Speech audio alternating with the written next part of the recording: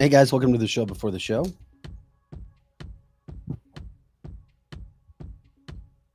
Glad everybody's with us here on a Tuesday morning, May 21st. It's the 21st already. This month is flying by.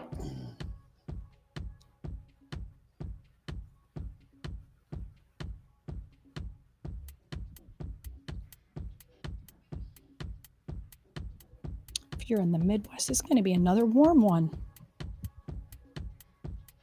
Yes, it is. Did you know, Vic, if you go to Missouri Botanical Gardens this weekend, you can get your meal. You can get food. You can get your meal. Yeah, you can get a meal because they are sauteing Oh, I know what cicadas. I already saw it. Yeah. Yeah. So if you would like some cicadas, for the weekend, if you're hungry and don't want to spend any money, this is to all the listeners too. Just go on down the Botanical Gardens if you're in St. Louis area. Today in this area, it may hit a record. What is the temperature supposed to be in this area? I think it is supposed to be close to 90. Let's see. Yes, 89 degrees. Yesterday it felt that hot too. But I mean, life is good. We can eat cicadas this afternoon. We can saute them. We can learn how to do it. Just Are they loud where you're at? Yeah, I mean they're loud everywhere.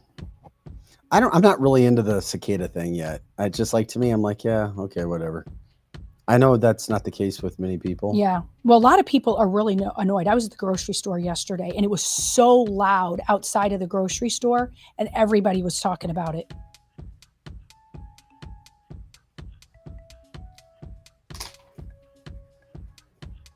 May hit a record. Yes.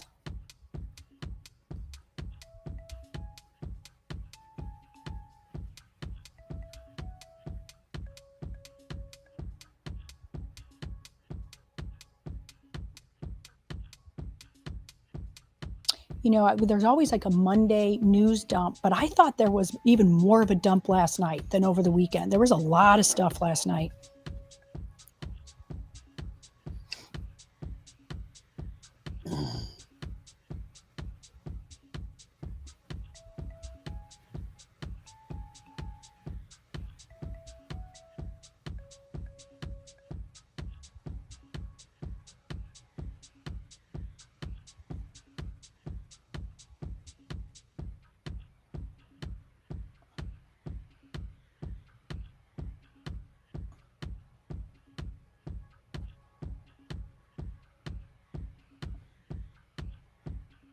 Joe, it's interesting how the audio ink. I don't have any issues at all. Well, as soon as I spoke, never mind. Then my phone locks up. Yeah. Yeah, when I sent it from my personal one to Joe's shows, I have no problem.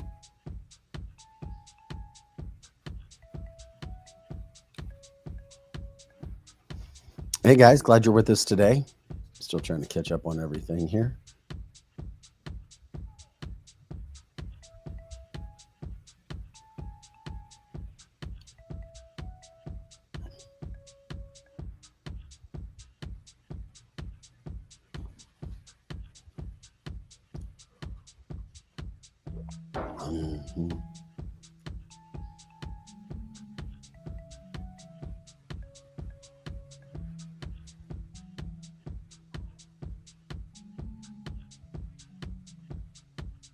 Yeah, I did see that, Terry.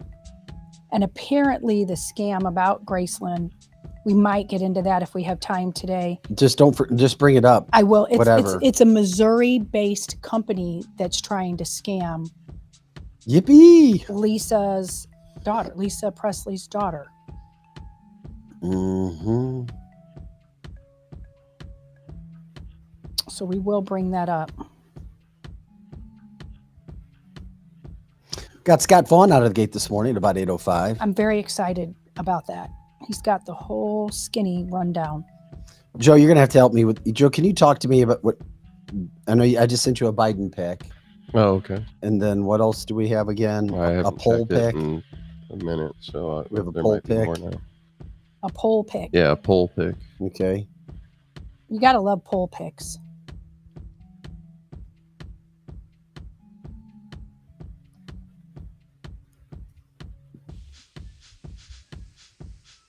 You didn't get it? No, I did get it. Somebody came in with the weird name. Well, can we go over That's the video? probably Scott. Yeah, can we go over the videos? Does it Okay. say hillbilly? Yeah, No, it's fire something. It's What? something different. Okay, it's okay. that's fine. The video. I want to make sure I know what you have. Okay. Got a Biden image. Yep. I got a Trump video. Actually, 2 Trump videos. Looks like I got. Wait a minute. Trump video sound, and then the other one is. There's the Trump addressing people, I guess, like he does every day. Yes. Then we've got Trump behind a podium. Okay. Minnesota GOP. Yes. Then Sunco gas station parking lot. Yes. Sleepy Joe. Good old Sleepy Joe. Oh, there's 2 different Joe bite sound bites. Bill Maher and Riot. I don't know what riot is. That's the Brawl. stuff that I sent. If we get to it, about a brawl that happened over an event at a skating rink, grown adults fighting. Oh yeah. Where was that? What part of the Florida. country? Florida. Of course it was Florida. Florida. Of course it was Florida. Mm-hmm.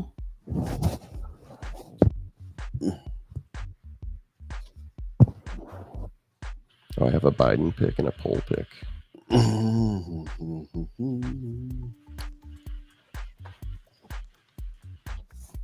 Okay. Can you start us in 1 more minute, please? Sure. Thanks, buddy. I'm just looking for a couple other things.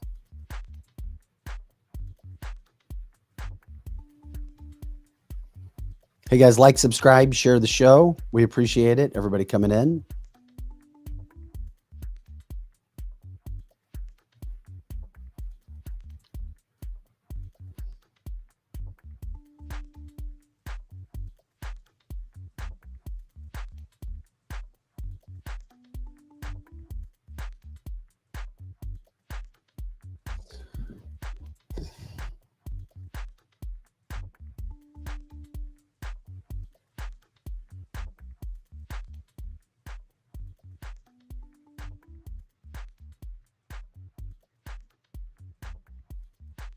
Joe, I'm continuing to send you some videos. All right, buddy? Okay.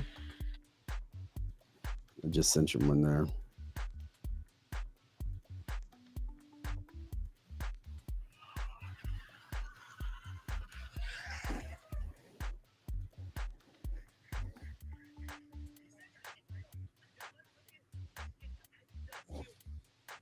Okay, hold on.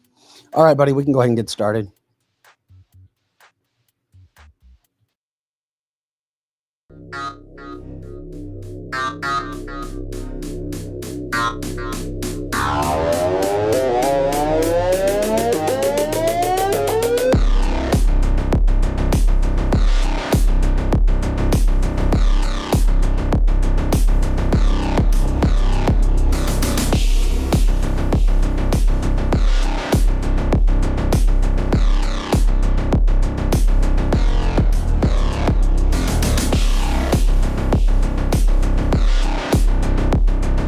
Hey guys, welcome into cancelthisshow.com. Vic Faust, Lizzie Sparks, Projo running the boards.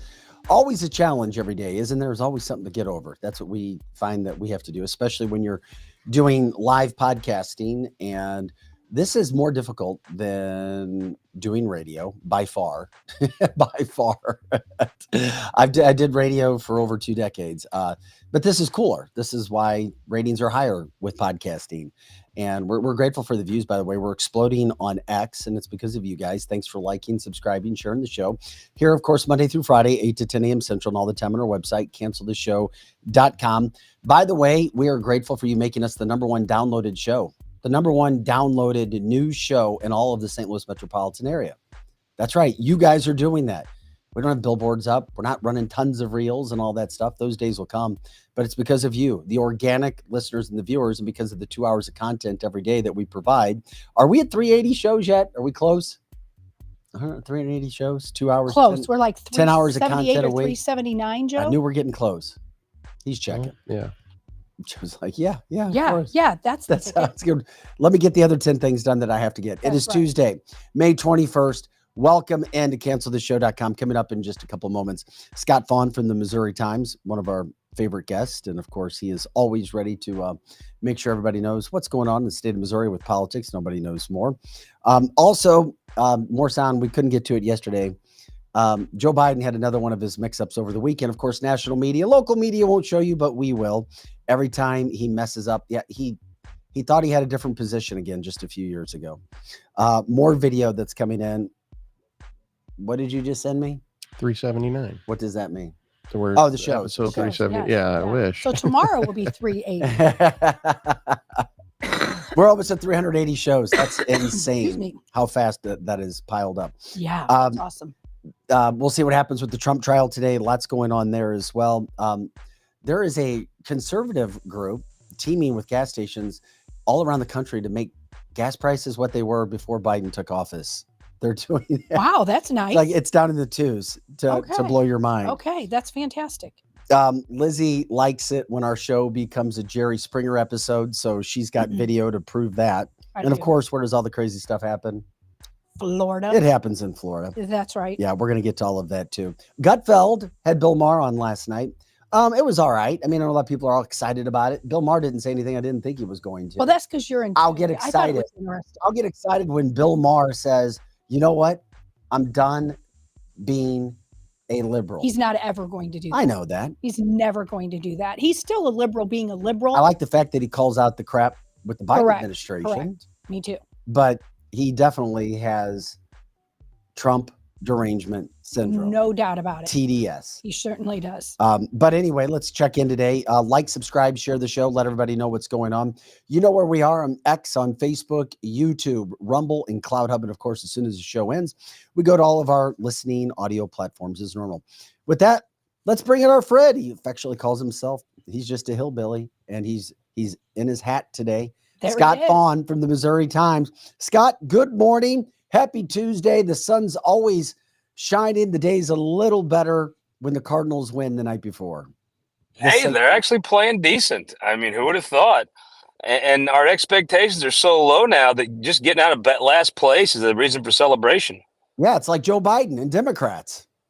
Expectations. I'm really stoked that Joe let me on with my Fire Marmal name tag, though. Thank you. That really makes my day. Yeah, that was perfect. Scott, when you came onto the show, Joe looked at us. He goes, guys, somebody just checked in to the live chat with a weird name. I don't know what this is. Oh, I can totally hear. Folks, really, you should call into the show just so you can listen to the show prep. I had a great time dropping the kids off while I was listening to you two get ready for the show. It might have made my morning. If you want the truth. Oh, Scott, you never know what you're going to hear. That's where we put it live so people can see that we're real, that we go through all the bullshit that a lot of people do, technical issues. I know you never have that with the Missouri Times with your big, awesome, expensive studio that you have, but we do. Oh, gosh. I live that. If there is a cable that it takes to go on on television, I have 4 of them. And I couldn't find any of it if you needed to borrow one. Well, that may be our problem. We may need 2, 3, and 4, and we only have 1. And I bought them all one at a time too. Don't get me wrong. I'll buy 3. We can't find any of them. I'll buy another one, then we'll find the 3, and it never stops. Well, you know what? Our governor, Mike Parson, he's a simple man. I mean that in a compliment. Heck, you know, yeah, he is. And he likes to simplify Vic, things. I tell you what, I'll roll the window down. And you could holler at Kehoe right up there. Oh, I love that. Mike, yeah. Mike. What's up, Mike? The governor himself is in Italy. I don't. He's doing something. But Kehoe's running the store. I guess the governor's been gone for 3 days. The fountains are still going. I'll show you the fountains. They're still doing fine. So I guess everything's all right. I wonder if Mike's like leaning back in the chair, putting his feet up. Getting used to measuring the drapes. Mike That's Keogh, right. of course, the lieutenant governor. So when the governor goes away, for our listeners who may not know, it's the lieutenant governor that takes over. That being Mike Keogh is running for governor. And of course, it's the same position that Mike Parson had before he became governor. I brought up Mike Parson not only because I didn't know you were going to give us Mike Keogh on the steps. That's pretty damn That cool. was pretty awesome. I mean, enjoyed that. Mike's been on the show. We love Mike. Parson put out a note yesterday. He was pissed off at what happened with Session last week. What the hell? I know crap happens all over the country, but Scott, it seems like we have more of this in the state of Missouri. Lucky us. And it seems we're like blessed. it all starts with our damn Republicans who control the state. Well, I mean, yeah, Vic. I don't know how. I mean, when you're right, you're right. It's odd. The governor selected Andrew Bailey, right, to be the attorney general. They're very close. It's well known. If you want to be a judge in this state, and it's a governor appointment, Andrew Bailey. I mean, ask Kelly Broniak. She's a person that he worked with and knew very well. She's on the Supreme Court now, but they're at odds. I actually have talked to Andrew Bailey about this. He said, so what happened, for folks that don't remember, the Chiefs parade, there was the shooting, right? Mm-hmm. There was a Hispanic gentleman. And if you know much about Kansas City, it's got a large Hispanic population. If you want great Mexican in Kansas City, go down Southwest Boulevard. There's about 8 or 10 Mexican places. They're all great. They're a little too authentic for my hillbilly taste. I always say, no peppers and extra cheese, but you can get any kind of Mexican you want there. But it's a large Hispanic population. Now second, third generation, this gentleman was at the shooting. Well, I guess at a mass shooting, they just arrest everybody around. I guess that's the protocol. Well, this gentleman was handcuffed. He was never arrested, but his picture was taken. Yeah, his picture was shown everywhere. Yeah, someone made the allegation that he was the shooter and he was an illegal immigrant. Number one, he was not the shooter. Number two, he was not an illegal immigrant. Well, 3 senators alluded to the fact that he was. And one was Nick Shore, but I'll tell you, I think the case against Nick Shore is really flimsy. I think Nick just peacocks on the internet a lot and people like to hate him, so they threw him in. Nick just had the big googly eyes at one of the posts. Mm-hmm. I mean, well, Nick loves attention. And if you've got an internet connection, he wants your attention. And he just did the googly eyes, though. I mean, Nick being an attorney, knew where to go and where not to go.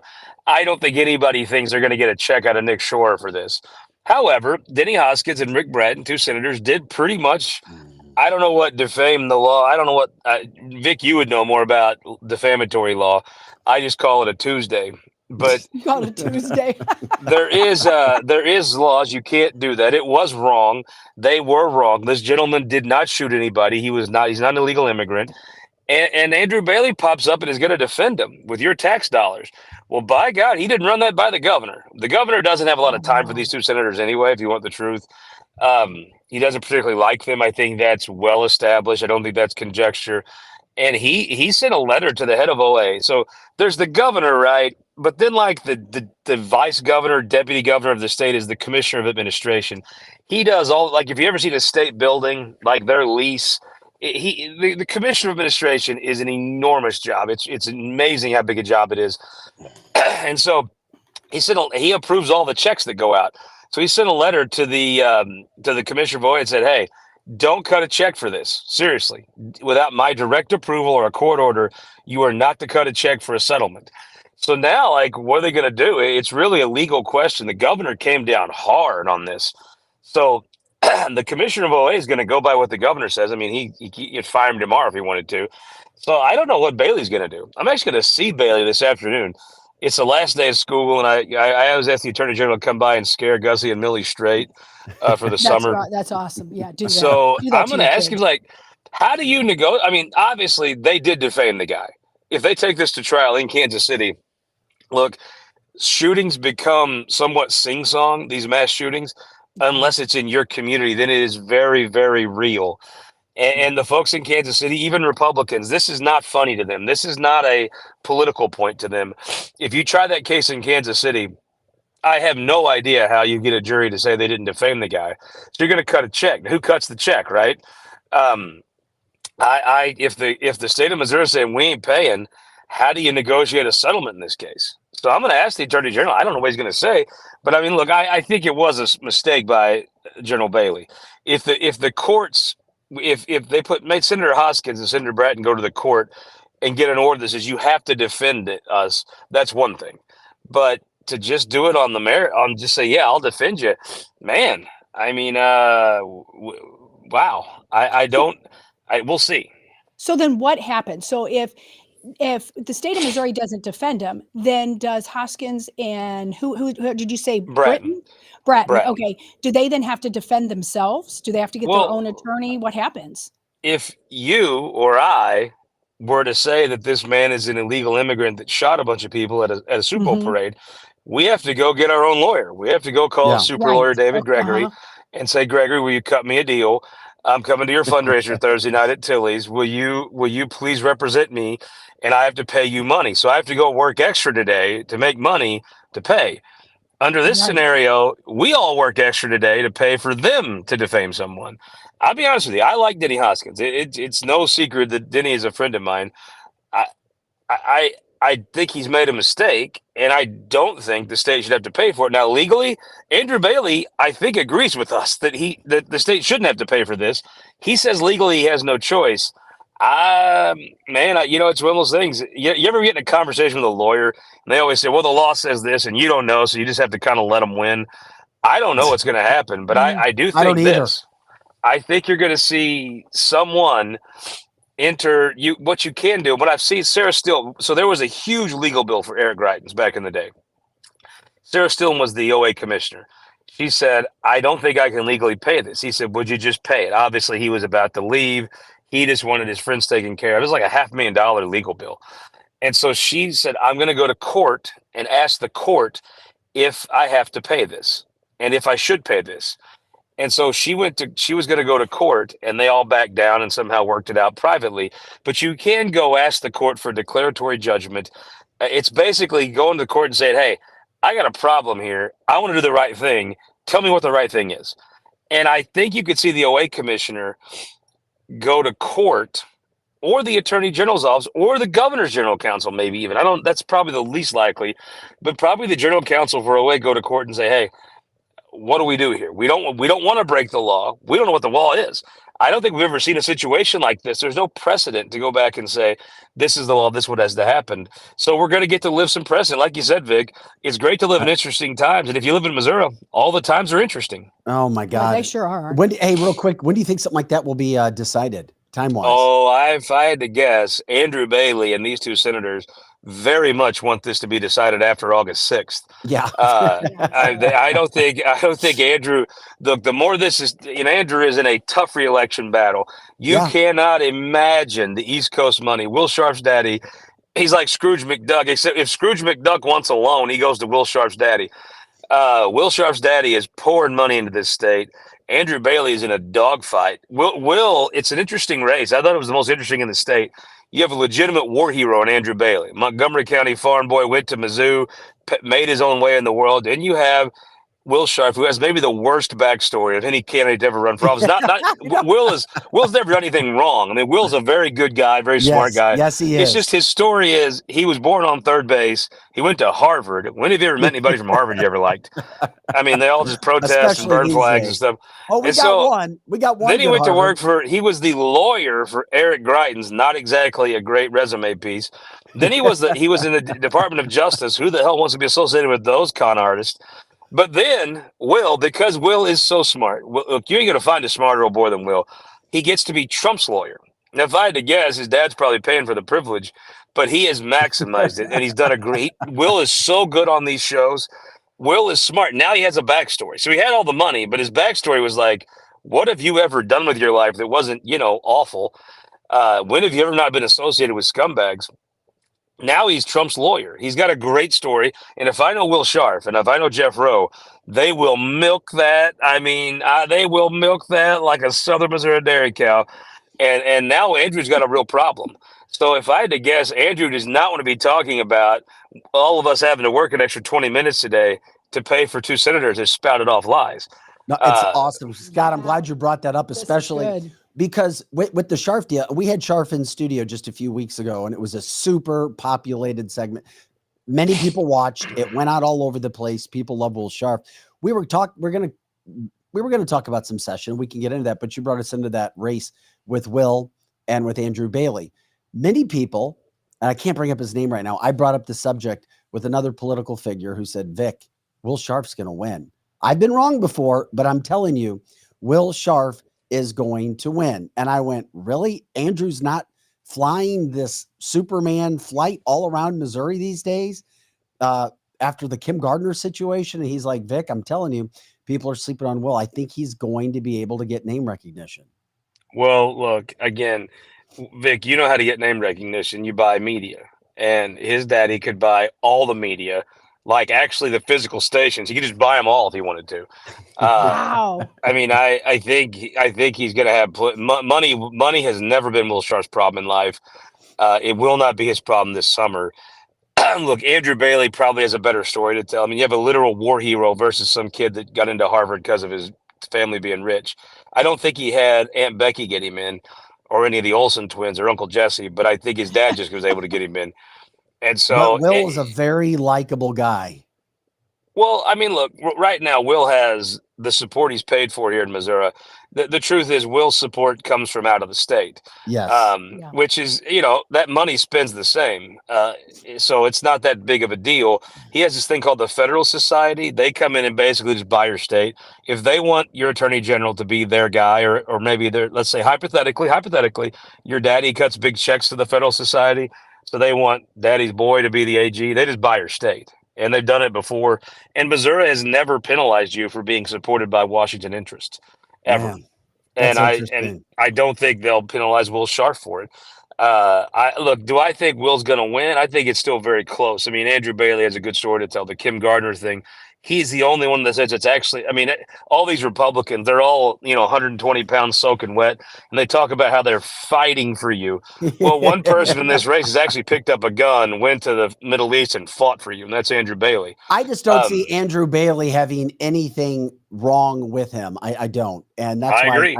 I can't see Missouri not choosing him. Well, and when you see the two of them on a stage, you see Will in his, thousands of dollar suits, looks like he's a New York lawyer because he's a New York lawyer.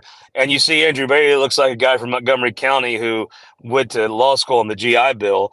Andrew Bailey looks like what Kid Bond and John Ashcroft and Mike Parson look like. Will looks like a very small, frail lawyer, but Will is a genius. Will is truly a genius. So look, I think the state will probably be fine. It'll just be, you'll have very different views of AG. You will have a Montgomery County, Missouri view, and you'll have a New York, Washington view of being the attorney general. But that's probably not how Will's going to frame it. He's probably going to spend a chunk of his inheritance saying he's Trump's lawyer. And that's a very compelling message. We're talking with Scott Faughn from the MissouriTimes.com. Once again, Scott Faughn with the MissouriTimes.com. We're talking about races. Let's go right into the governor race with Missouri. We just saw Mike Kehoe from your reporting there at the Capitol with your beautiful phone. What's up, Mike? Did he go in yet, or is he getting a suntan? If I know Mike Kehoe, he's been there for 2 hours. I mean, look, you talk about Will Sharf. If you really wanted other Capitol Police are pulling up, wanting me to sit here. I'm really, I guess I have to take my word. I'm not here to shoot Mike. No, move ahead because we don't want you to turn into Scotty Scheffler. We saw what happened to Scotty Scheffler over the Although I don't know any golfers besides like Tiger Woods and Arnold Palmer and John Daly. I do know John Daly. Now I know Scotty Scheffler. So I think it may be the best thing to happen for his career. I mean, who knew who that even was 2 weeks ago? Now, if you asked me to name my favorite golfer, I'd be like, well, John Daly, and then probably this guy. Scotty So I think it worked for him. But Mike Kehoe, you talk about Will Sharf's story. Daddy gets you into Harvard, and then you get cake jobs. Mike Kehoe is the youngest of 5 kids. Father left when he was 3. Self-made man, youngest Ford dealer in the nation. That man. You want to talk about work? You ain't gonna outwork Mike Kehoe. But if you're gonna beat Mike Kehoe, you better have your daddy be the United States Attorney General because you ain't gonna outwork that old boy. That old boy works. And and when he's the governor, I bet you that dude was there by 6:30. Probably had taken 5 phone calls and has probably had 4 meetings before I dropped the kids off at Blair Oaks. That is exciting. I had never met, I guess the acting governor today, Mike Kehoe, before, and he came on our show. And a lot of people are like, you can't get him on your show. He won't come on any conservative shows. And he certainly came on ours, and he was very likable. Who told you that? Well, I don't What a think. moron. Well, okay, there you go. And so I won't mention any names, but there you go. And so, Well, I mean, here's the difference in Mike Kehoe and people that whine on Facebook. Mike Kehoe actually accomplishes the things that these people sit and whine about. Mike Kehoe is a businessman. He's not some whiner on Facebook. Mike Kehoe's a doer. I'll tell you this. This is what I always tell people. Ask me about Mike Kehoe, and I'm like, if the Capitol caught on fire and Mike Kehoe stood on a box or stood up on the step and told everybody what to go do, we would all just do it because Mike Kehoe's a leader. He's the bull of the woods. Mike Kehoe is he's just the man. And you know, whether you like an individual policy, I mean, look, let's be honest. This party is no longer a party of doers. It's a party of whiners. The Republicans just sit and scream at each other. They don't accomplish jack anything. It's pissing me Mike off. Kehoe's a it's making doer. me really mad right now. Well, you know, you're from the suburbs, so stop it. Stop electing know. clowns. I know. And you know Let me help you out here. If you're a Missourian today, your problem is not Lakeisha Bosley. Your problem is not Carla May. Your problem ain't Jason Bean in rural Missouri. Your problem is the suburbs won't shut up so we can accomplish things. It's like this abortion IP. I personally really do think it should be harder to amend the Missouri Constitution. I actually believe that, right? Mhm. Like, I really do think that's the case. So they passed it out of the Senate. They have a version in the House. The Republicans, instead of just doing the work, this is the problem. They're soft hands, whiners that think Facebook is work. Facebook isn't work. Do the work. They wouldn't put their head down and go to work and on this IP reform. They wanted to sit in Facebook. All they do is scream at each other. They don't persuade anybody. They had the IP reform passed. They wanted to put a bunch of distractions, a bunch of BS in it. And they wanted to take a cheap shot. So all they did, they spent a year arguing about how to rig the system, screaming at each other, calling each other's rhinos and dinos and lions and tigers and bears. And they didn't put their head down and do the work. Now, the abortion in the Constitution. Instead of putting their head down and doing the work, they just sit and scream at each other like little children. It's ridiculous. The Republican Party should lose seats. They deserve to lose seats this year. More Democrats would make the Republican Party better because it sure as hell can get worse. Yeah, Scott Vaughn from the Missouri Times with us. When it comes to that gubernatorial race, the last polling I saw, and I don't know what you think about polling, had Ashcroft still leading, but how do you see that shaping up? You've already broken down what Bill Eigel can do and Ashcroft with his name. When you look at that polling, have you seen Ashcroft leading still? But I know we still got a lot of time. Well, I mean, look, here's my take on polling. One poll is, because of the modeling of polling, it's very hard to tell if the model's right, because the people that actually show up to vote changes every election, right? So because this one group showed up in 22 or 20, that same group doesn't show back up. It's all you could do is model. It's an educated guess. So I like to look at 2 or 3 different polls, right? You show me 2 or 3 different polls showing generally the same trend lines. Okay, I believe you. You show me one poll, I'm like, well, that's an interesting data point, but they're data points. You need a trend. I don't trust any individual poll. So I guess to my point would be, I looked at where the race is tightening. I mean, Ashcroft's always been up 30 or 40 points, right, on everybody because his dad was very famous, and that was that. And so people kind of voted because would in a poll would say, oh, well, I'm voting for Ashcroft because I know his daddy or whatever. So now that they know so that was always where the race was. Kehoe's been up on Springfield TV for 5 weeks now. They've done 2 polls. The race is tied in Springfield. Now, no one's hit Mike Kehoe in Springfield. So, you know, that's kind of the issue of when they attack Mike, will he sink? Probably some, yes. But where Mike Kehoe he has more money than both Eigel and Ashcroft combined. Yeah, that's crazy. How much the money, race how much was support he tightening. has. And you should see, I tweeted this ad. I know the Ashcroft people think the race is tightening because I saw an ad. It's John Ashcroft sitting on the back of a truck, Jay's daddy, and basically saying Mike Kehoe's a scumbag and Jay's a good guy, which is essentially the whole message is, hey, remember, this is John Ashcroft's son. He can't be that bad. And let me tell you something bad about Mike Kehoe. That's the Ashcroft message. I have no idea why you'd let Jay Ashcroft near a camera for an ad. Jay Ashcroft's actually become pretty good on the stump. He's actually become a better interview. But Jay Ashcroft looking to the camera is just drudgery, just woeful. His daddy is a great politician. His daddy's word is good.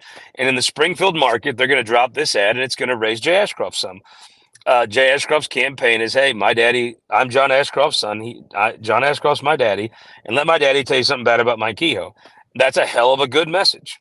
I have no idea why they have any other message because, frankly, Mike Kehoe, if we were going to start a company and you two we were interviewing people, most people would hire Mike. But you factor in the name ID of Jay in a political campaign, and Jay's the favorite.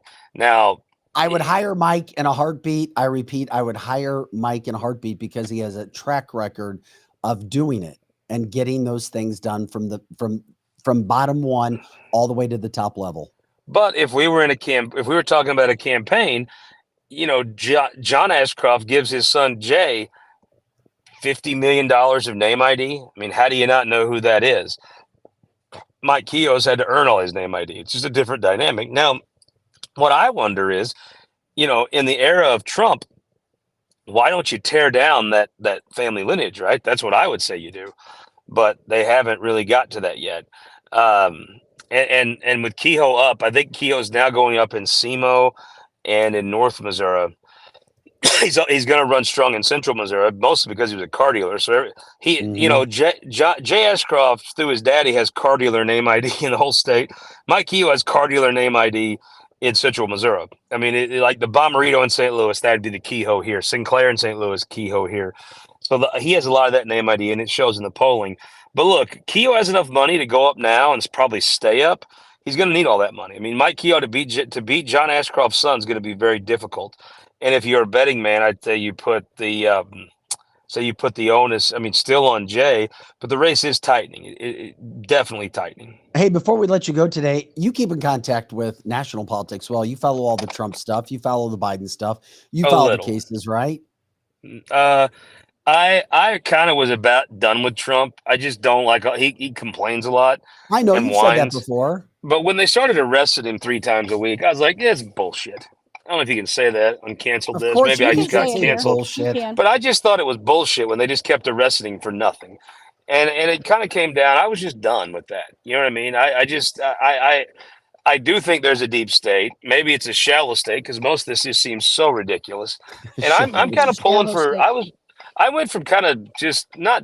I wasn't mad at Trump. I just was like, okay, dude, come on. You lost the election. Stop whining. You know, move on. Tell me what you're going to do for me next, because I don't care that you lost an election. That's on you. That sucks. But I have kept up with some of the trial stuff. I just think it's not a coincidence. Every Democrat circuit attorney in the country decided they wanted to be the one to prosecute Trump, and they all got in line and arrested him. It made me support him, frankly, a lot more than I did before. Well, and it seems like there's a lot of people like you, Scott. There's a lot of people that love Donald Trump, and I've always been one of them. And then there's a lot of people that probably more like you than the echo chamber kind of that I was living in. They were like, you know what? I really don't want either one of these. I just want people to shut up and do their job and stop whining and so on and so forth. But more people are turning out like you. Okay, maybe I didn't like Orange Man bad, but dang, you keep arresting him for nothing. There must be a deep state. There must be something going on that maybe I don't see. So people like yourself and others are coming around to that. I was for Trump when they were rigging these caucuses for Ted Cruz. I like Trump from the beginning. I'm a business guy. I'm a big supporter of lesbians and money, and that to me is what a Trump Republican is. And so I've been on Trump from the beginning. When these people wanted the guy whose daddy killed JFK, I watched Tim Jones rig a caucus for Ted Cruz back in the day, and I thought that was bullshit. So I and look, I'm not going to vote for Biden. I fundamentally think you should have to work for a living. I fundamentally believe that. And that's why I'm a Republican. But now I fundamentally think you shouldn't try to tell me how to live my life, and I won't try to tell you to live yours. I'll leave people alone. And that's kind of why I'm a Republican. So I'm not going to vote for Biden. And I never thought Orange Man bad. I was like, Orange Man, okay, let's see something new here. And then they gave me something new by just kind of showing you who they were. It's shady at best. And I do hope Trump cleans out the Department of Justice. I hope that thing can fit in one building by the time he's done. Well, I just hope I don't trust any of those people. Yeah, so agree. if you ever, no one would ever let me near a jury, but by God, the lucky defendant that had me in a federal jury box, I wouldn't believe anything those Department of Justice people said, ever, ever. I would be like that Dave Chappelle skit where Tron gets arrested and he's like, they come in there like, Fifth Amendment. I'd be like, yeah, I'm Tron. I trust Tron or the Department of Justice. I trust Tron, the drug dealer, so much more than the Department of Justice. Yeah. I'm right with you from that standpoint. When's the next time you're going to get in for a Cardinals game? I'm coming in Saturday. I really, like, no kidding. In case I defamed anybody today, I actually am going to David Gregory's fundraiser Thursday night. I will see you there Thursday as well. That's like, I mean, it's just kind of how the world weaves together. David So if I've Gregory is an defamed anybody advertiser with the today, show. please, Vic, Lizzie, if I've defamed anybody on the show, please let me know by like 4:00 Thursday, because I need to ask Gregory for a favor. Then we're gonna stay in town Friday. Then I'm gonna go to the ball game Saturday. And do you wear black these days? What do you wear to that funeral? Yeah, exactly. Yeah. So you're on the record. You think Marmol needs to be fired, right? Look, I think he It's should on have your never name been tag. hired. I tell you what, it was a great interview by Frank Cusimano. I actually am not a happened yesterday. Mozeliak hater. He's had a great career here. I just think he looks like a guy that's out of ideas. He's unsure of himself. He wants yes men around. I don't think he likes pushback. So he's hired 3 managers that would have had no other job opportunities anywhere else. I think that's telling as an executive in any field, especially Major League Baseball, where the scrutiny is high. I just think Mozeliak is out of ideas. He's unsure of himself. That's why you hire yes men with no other opportunities. That's why you keep yourself kind of shrouded behind behind folks that have no other place to go and can't push back on you. And the proof is in the pudding. This is a mediocre, couple games under 500 team. And the person that said that's not good enough is Bill DeWitt when he fired Mike Matheny. Correct. He fired him because he said that's not good enough for the Cardinals. Why has it become good enough? And I tell you, the whole thing goes back to, I was on here when this happened. We were talking about this before. When this place went downhill was when they go in last place, right? That's going to happen sometimes. We don't like it, but that happens. Every franchise is going to come in first one year and last one year. They extended the manager that took you to last place. And I thought there should have been urgency. And there wasn't. And there still hasn't been urgency. And I think you could tell it in how they play. It is a complacent franchise, complacent with losing. And frankly, the folks are going to have to start saying it's time to question President DeWitt and said, okay, 6 years ago, 7 years ago, you said 500 wasn't good enough. Why the hell is 500 good enough today? Could not agree with What's you the answer anymore. to that, Vic? I think you got to get him on the don't show know. and be like, why the hell is it good enough today? Why do you fired a guy for 500? Now a guy comes in last, and you extend him. It's not only good enough, it's enough to get you extended. What the hell? It doesn't make sense. I'm mad at hell, and I'm not going to take it anymore. There's frustrated Cardinal fans all If they across the execute Donald Midwest. Trump, I'll get over it, but I cannot take the Cardinals being in last place. Don't get Lizzie going on that. Yeah, because I think he's going to be on a live. Hey, she's all about that. I'm like, it's thinking, not. Come on, this is 2024. Yeah, he's like, come on, that is not true. I said This isn't Slovakia. Well, Look, I if think they it's gonna execute happen. Trump, that sucks, and that's unfortunate. But I don't really care about that as much. But the Cardinals in last place has me having ulcers. I'm drinking more. I've actually been trying pot. Habits has convinced me the way to deal with this grief is with marijuana. So I've been trying some of that. Look, I'll get over Trump not being around. That's really going to change my day. But now the Cardinals in last place is sackcloth and ashes.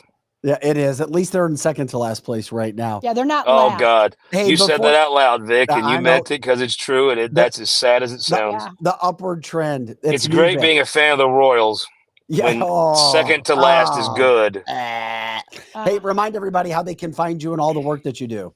Sunday morning, 9:00, ABC 30. This week in Missouri politics. I've been so caught up with the Cardinals, I don't have a guest yet, so it could just be me bitching about Ali Marmol for 30 minutes. But it's Sunday morning, Tuesday. 9:00. Yeah, you'll find somebody good. Well, I got Gregory's thing Thursday night. I got a Cardinal game. Vic, I got a lot going on, to be honest with you. Well, I know somebody who's looking for an interview. His name is Justin Hicks, and he's running against that big name Bob Onder. If you go to twmp.tv, he was on our panel last week. Did very well. I saw Justin Hicks scored an endorsement from Jim Schulte, highly respected state rep from Callaway County.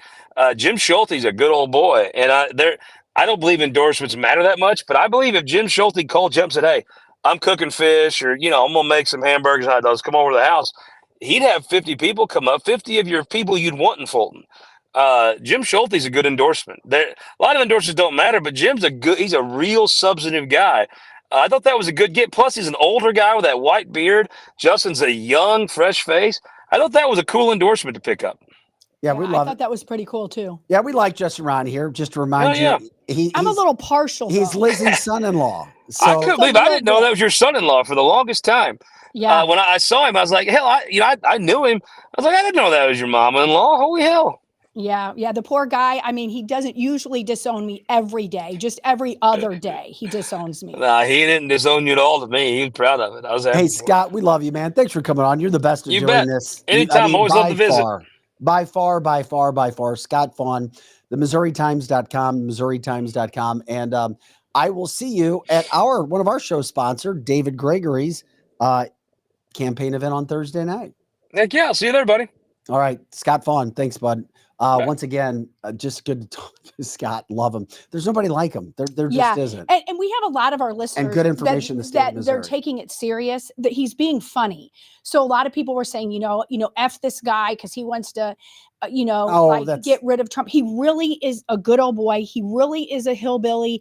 He really is making fun at the situation. And a lot of it has to do with me because I am literally the most obnoxious Trump supporter that there ever was. And people just jab at me about that. So, I mean, he really is somebody that I didn't know before coming on this show. So I had my opinions about him because some people that I call the woke right don't understand his humor. And I don't always agree with anyone. You said the woke right? There is such thing as a woke right. What the hell? I love it. The woke right now? Yeah, well, because somebody told me yesterday to stop calling it the far right. Because, Lizzie, you're calling those extremists far right. You're far right. You're as far right as anybody we know, but you're just not woke.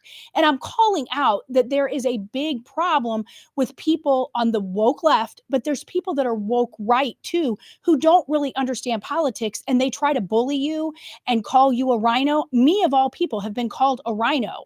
And I'm like, I am everything that the far right stands for, but I don't believe in the vitriol of calling people names because I don't agree with them. I've had people who, in the race with Josh Hawley that I was really good friends with, and because I voted for Cortland Sykes instead of Tony Minetti, people didn't talk to me anymore. And I'm like, that's stupid. That is the dumbest thing I ever heard of. I mean, it's like, I like Josh Hawley now. I'm the first one to admit that I might have been wrong about it, but I still like Cortland Sykes. I'd probably still vote for him again. So I just wanted to kind of clear this up. This guy is very funny.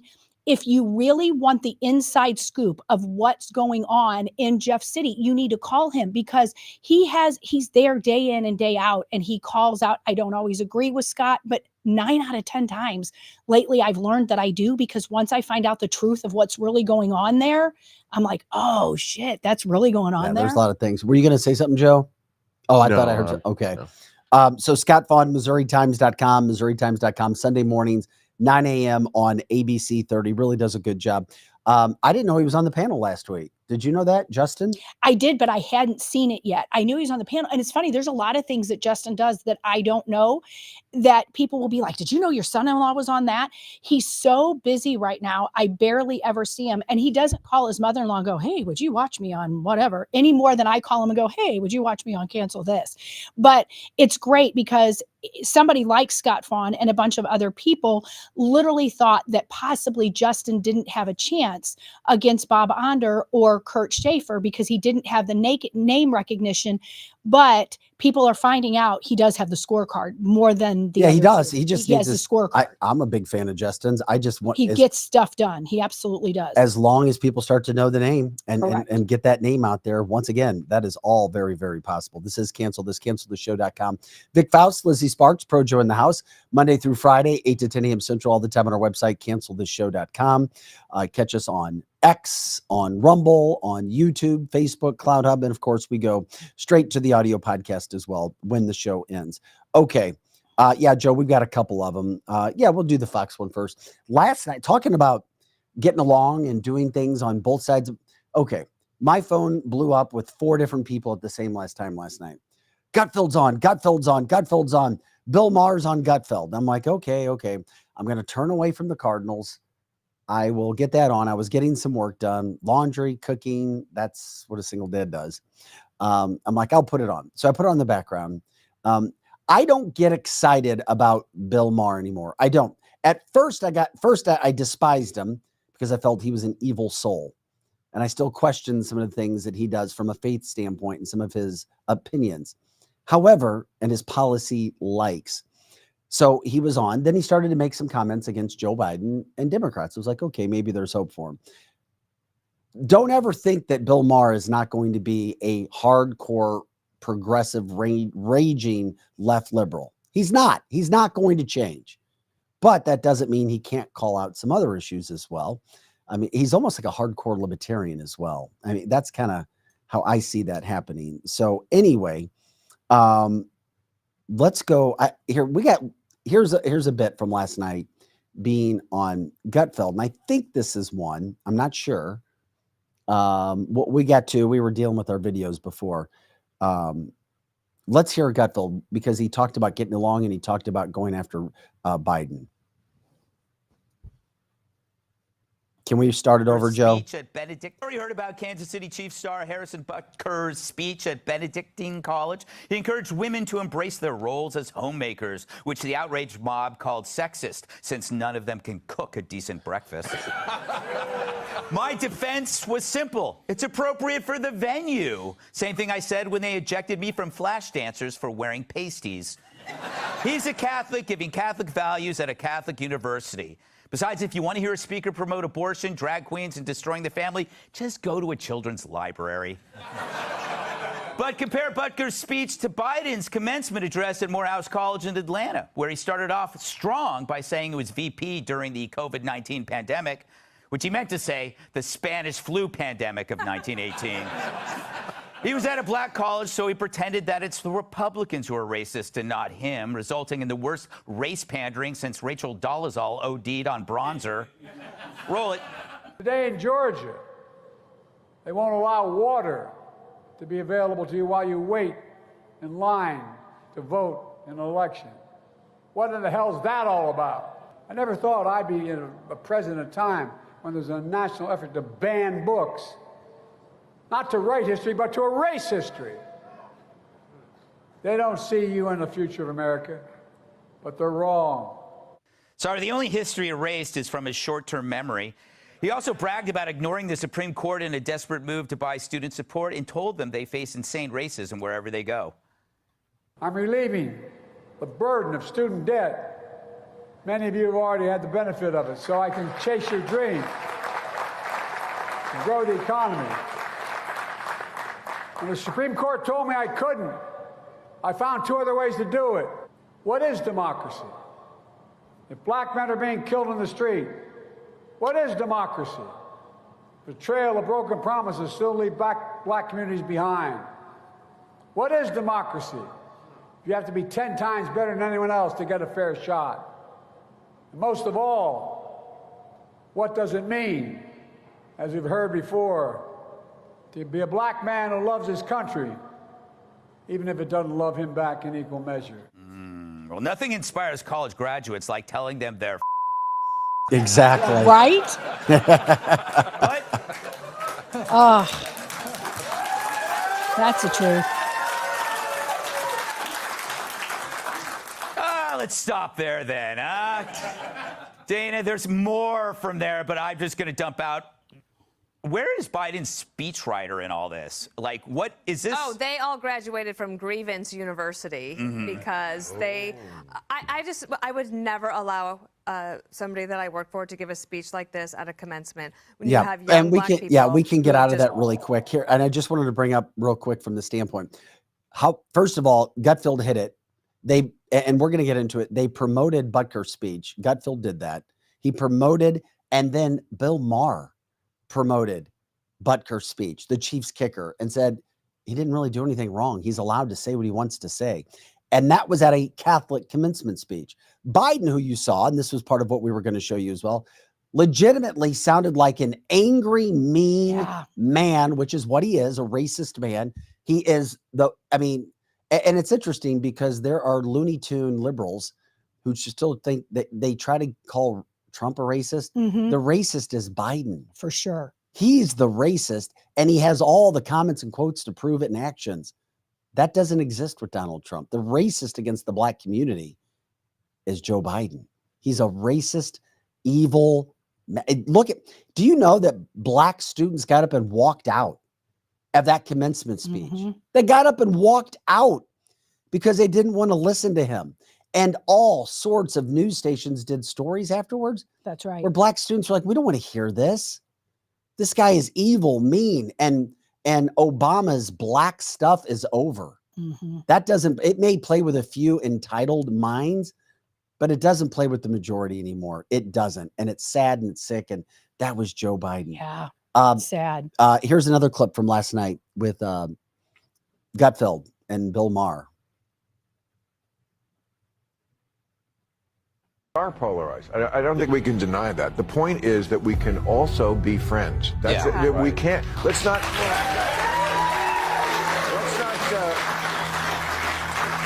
pretend that these disagreements are not profound. Let's just say, okay, they are profound, but you know what? There's 90 other things we could talk about which we wouldn't disagree on. And I can't hate you. I've said it a million times. You can hate Trump. You can't hate all the people who like him. It's half the country. And I am certainly not blind to Donald Trump's faults. I get it. Why people choose to vote for him. You know, somebody who's conservative once said to me, what you don't get, you liberals don't get about Trump is that we don't like him either. We just see him as a bulwark against the nonsense on the left. And I understand that because there is a lot of nonsense on the left, and that's in my book too. All right. What do you think about that? I really thought that was true. Great comment. I thought it was great. And I think it's something that I've only had an epiphany in the last year about, because since 2016, I love Donald Trump, and anyone that didn't, I looked at them different. And that was on me. That wasn't on anyone else. And it was because of my agenda in my life that I was a small business owner, and I couldn't even believe how anyone could like Barack Obama and how anyone could vote for Hillary Clinton or anyone could do that. And it became such a polarizing thing in my life that I lost a lot of friends. Partly some of it was me too, because I looked at them like, you don't like Donald Trump? And then they were looking at me like, you don't like Hillary Clinton? And here we are this many years later. I don't know Donald Trump. These people don't know Hillary Clinton, but I lost friends out of it, and our country is going to hell in a handbasket. You absolutely can still be friends with somebody you don't agree with. I don't care anymore whether you like Donald Trump or not. I look at you very suspect if you're a liberal, though. I do, but I look at you just as suspect, as I said earlier in the show, if you are a completely woke right. These two groups are what is dividing our country. And as the old saying goes, if we're divided, we fall. And that has been the plan all along, is to divide our friendships, divide our family, give us a fake pandemic, do all these things, and we lost our friends. And so when you do that, it's crazy. So when somebody comes on the show I do not agree with, I will defend their right to say that. Not that I agree with them.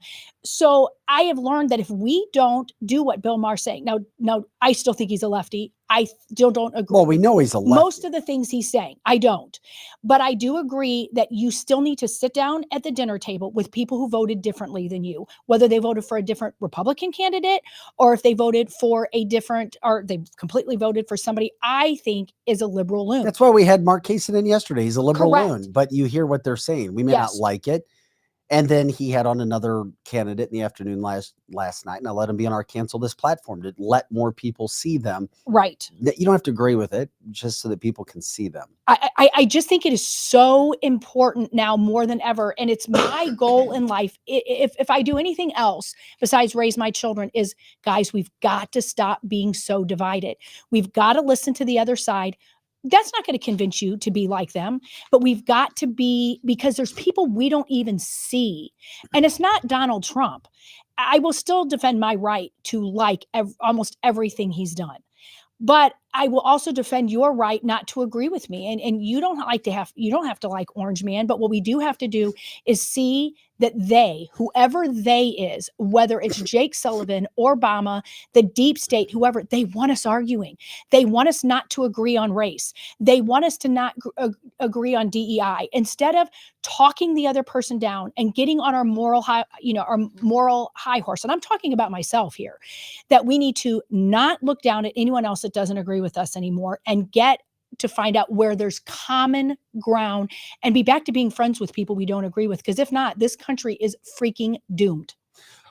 Cancel this. That's Lizzie Sparks. I'm Vic Faust, Pro Joe in the house as well. I told you that,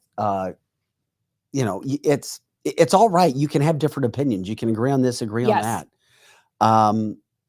But Bill Maher, and let me tell you something, Bill Maher is not exactly some Christian man. He might even be an atheist. Who knows? But he backed Harrison Butker. Here he was giving a comment last night. This also lit up a few people that were reminding me that even Bill Maher had his back. Some of you may go on to lead successful careers in the world. Okay, that seems fairly modern. But I would venture to guess that the majority of you are most excited about your marriage and the children you will bring into this world. I don't see what the big crime is. I really don't. And I think this is part of the problem people have with the left, is that lots of people in this country are like this. Like he's saying, some of you may go on to lead successful careers, but a lot of you are excited about this other way that everybody used to be. And now can't that just be a choice too? And I feel like they feel very put upon, like there's only one way to be a good person, and that's to get an advanced degree from one of those asshole factories like Harvard. That was his, and he said that last night on Gutfeld, backing that up, and it's true. We do know one good person from Harvard. Her name is Chanel Rion. Yes, from OAN. So we want to give her credit, friend of the show, guest of the show as well. So at least there's one that I know, and of course Will Scharf, who went to Harvard as well. So Bill Maher putting it out there from the Butker standpoint. When I see, he also ripped Donald Trump last night though too on the Gutfeld show. He is not a fan of Trump, but at the same point in time, who do you think he would vote for?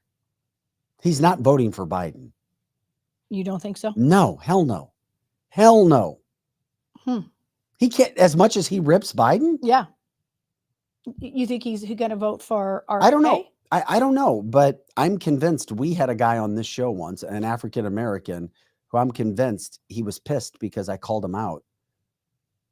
And I told him, I said, you're going to vote for Donald Trump. And he refused to say it because I think he was afraid to go back to his community. Sometimes they'll do it publicly. Yeah. I mean, privately, but maybe not publicly. I don't know who the hell Bill Maher would vote for. I think, but I do think he'll vote. RFK. I don't think it will be Donald Trump. And the reason why is the fight they had that stems all the way back from 2013. That's why he has Trump derangement syndrome.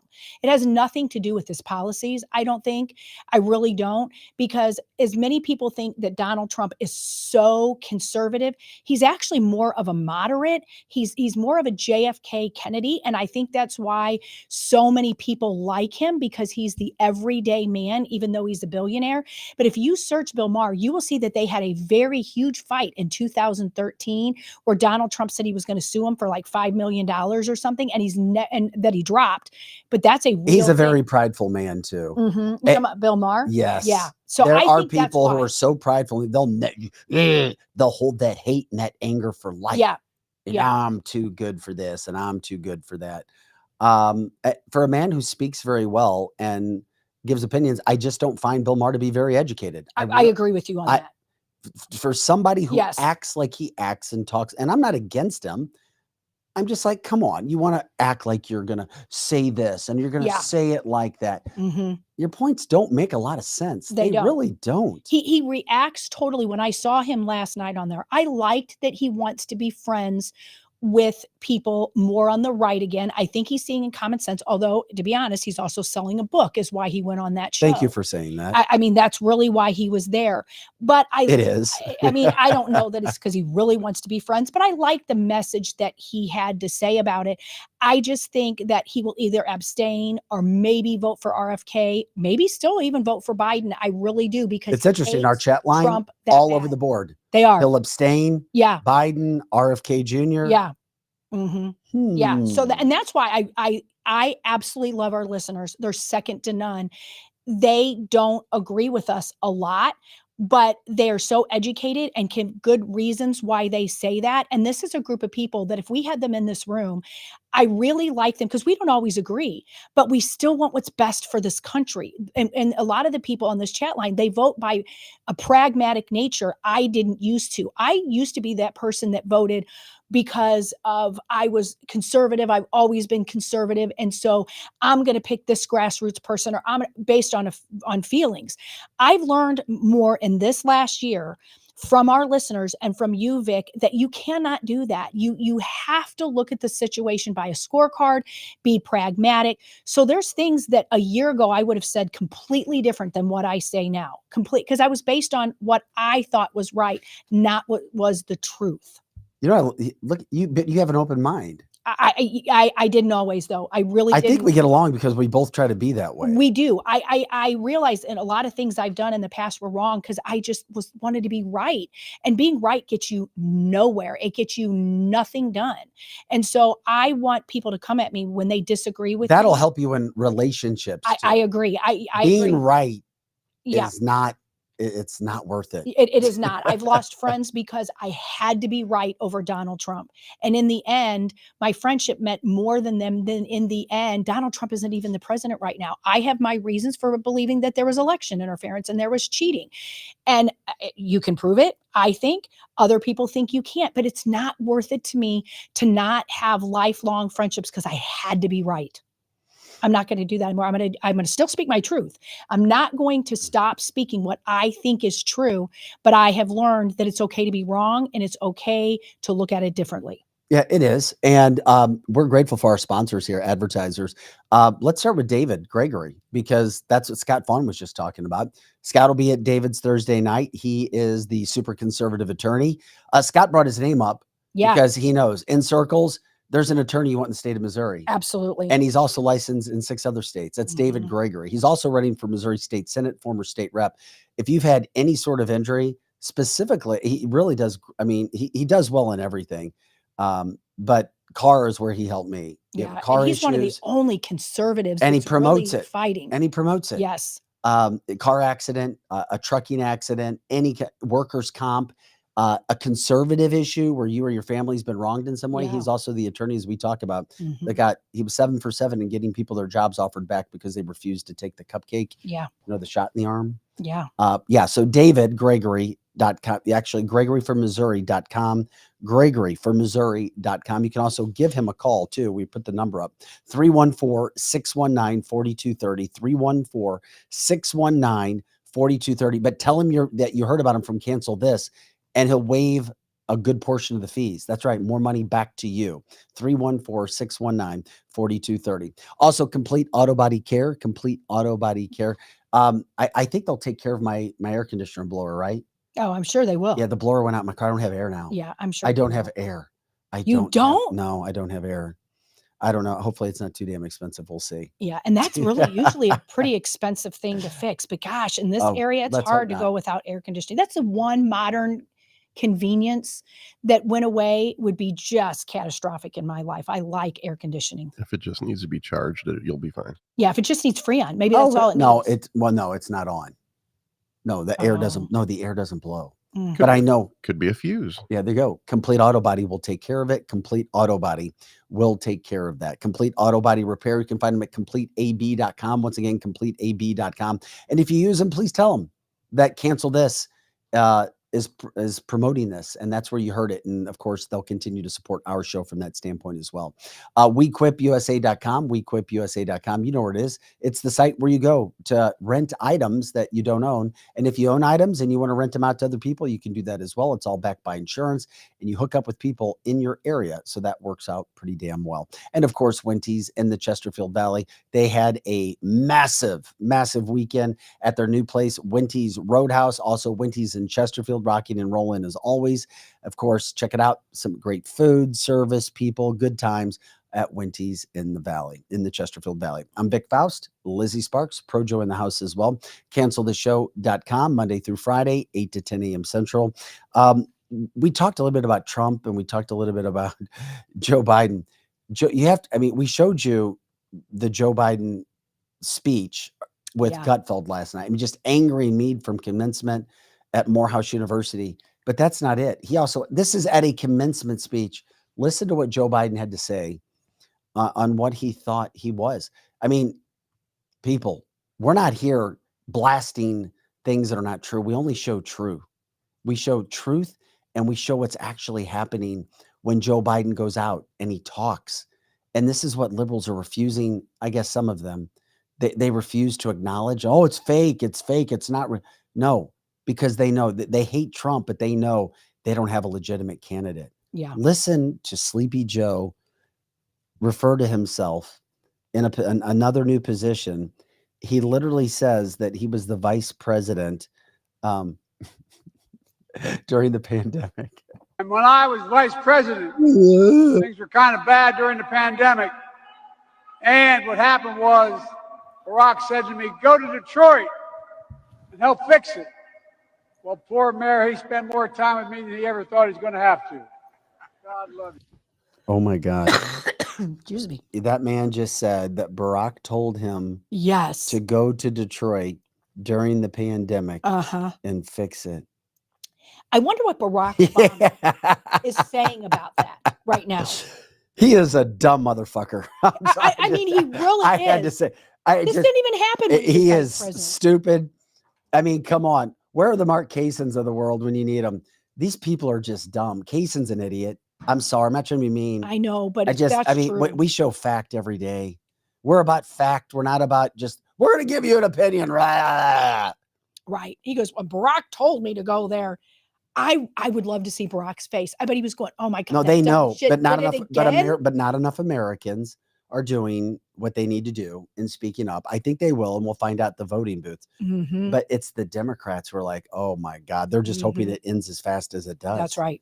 Because he is so, I mean, we know that he's a liar, and we know that he's a racist, and we know that he doesn't have the cognitive ability to function.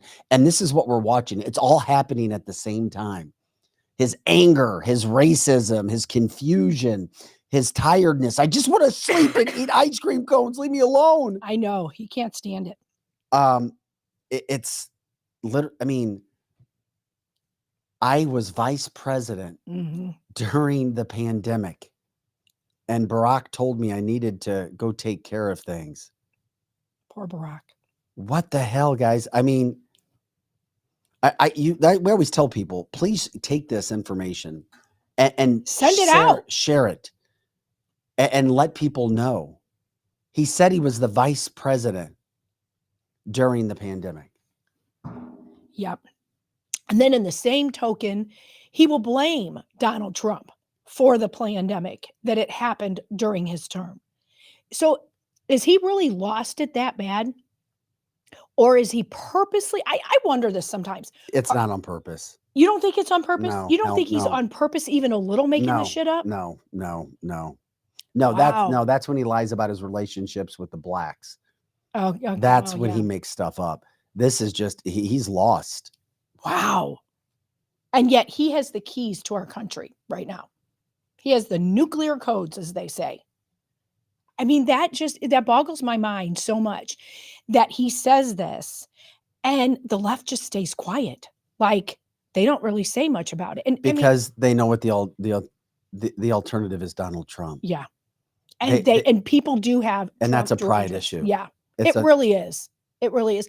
And I understand there's a lot of good people that would have wanted somebody else from Donald Trump, not because they don't like Donald Trump's policies, but they just want their life to not be bombastic. He doesn't have the keys, by the way. Somebody else does. Well, you're right. According to Chanel, it's Jake Sullivan. My thoughts too. Yeah, you're right. It's Jake Sullivan and Obama that has the keys.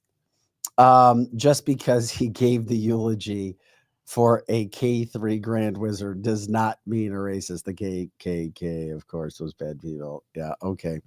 Have you ever noticed that Biden never gets a brain freeze when eating ice cream? That from Greg. Mm-hmm.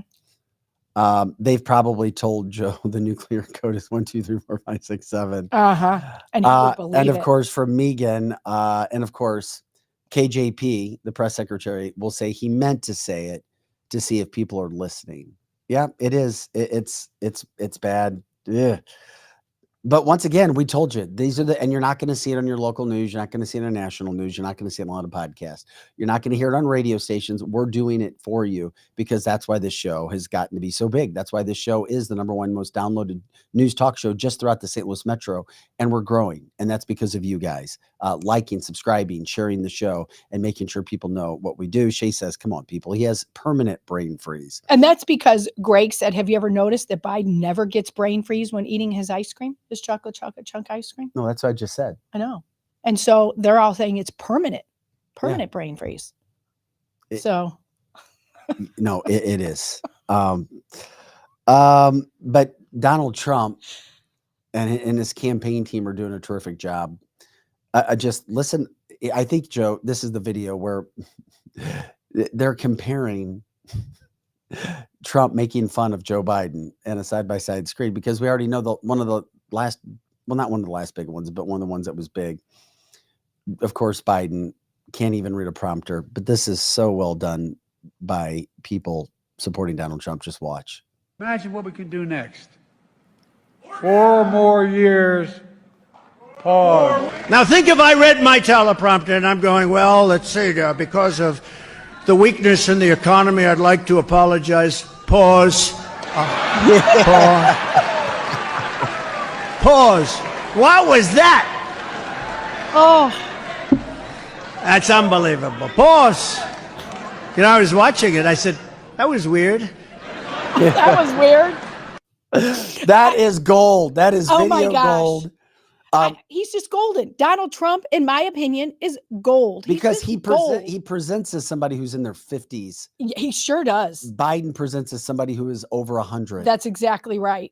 and that's a disservice to some 100-year-old people that I have seen. And That's right. That's right. Who I have would to say, run circles around Joe Biden. someone who knows stand-up comedy, Trump is one of the best stand-up comics I've ever seen. He really is. Are you serious? Oh, he's Yeah, so funny. He his cadence, his rhythm, his delivery, it's all Yes. He's just so freaking funny. And and to be at the end of his joke is a compliment. It would be so funny. And the way that whole speech, I watched the whole thing. I laughed through the whole thing. I just feel better after hearing him. I know what he did for our country. He did great things. And then he loves us. Maybe not me personally, maybe not you personally. Oh, if he met you, he would. Well, he He would loves love you. Americans, and I He am would love fully you. American. And so that's why I love him so much. He loves this country so much, and he's not afraid to be funny about it. And so by the time I'm done hearing a rally, my kids are like, oh, mom's listening to Donald Trump in her bedroom again, because I turn it on just to feel better about life and the country and stuff, because there's still hope with Donald Trump. There really is. And he's funny. I agree with you, Joe. He's funny as hell. He really is. He's going to keep I his just TikTok permanently in his pocket now, too. no, but that's saying something from Joe. I mean, It really does say a lot. I mean, you see the parallel. I mean, being somebody very interested in stand-up comedy, and I watch a lot of like comics. Anyway, you see the parallels between his speeches and somebody doing stand-up comedy. There's a lot of parallels. Yeah. hey, Joe, what's your ex address? What do you mean? What's your ex? Like your name? Twitter. What's your Twitter name? I think it's Photo by Joe Pro. I think. Okay, never mind. Or maybe it's Joe Pro STL. I don't know. I was trying to find it. I was trying to tag you, and that's why I was looking down a lot. Oh, When we put that out, more and more people show. That's why I look down sometimes to do that. gotcha. Yeah. Robert says he learned to trash talk Trump, that is, on the golf course. Yeah, I'm sure he All good sports players have it. Robert calls it hockey talk. Yeah. Also from the chat line, how big will his Bronx rally be? I bet huge. We saw what happened in New Jersey, Mm-hmm. Wildwood, New Jersey, the Yeah. largest political rally in the history of America. The history. of America. And now he's going to the Bronx. Yeah. I don't know when that is. If our listeners know, could you let us know when that would be? Let us know. That Susan says that Trump could come hang out with her anytime. Yeah, me too. Well, of course. Me too. And it was like and I think it's Shay that was saying she wishes that a rally would come here to St. Louis, and it would be so great. I think he's only had one, and I went to it, but I couldn't get in. Like I was like about the third person back from getting in, so I had to hear it from the outside. And it was the second Trump rally I think he had ever done, and it was awesome.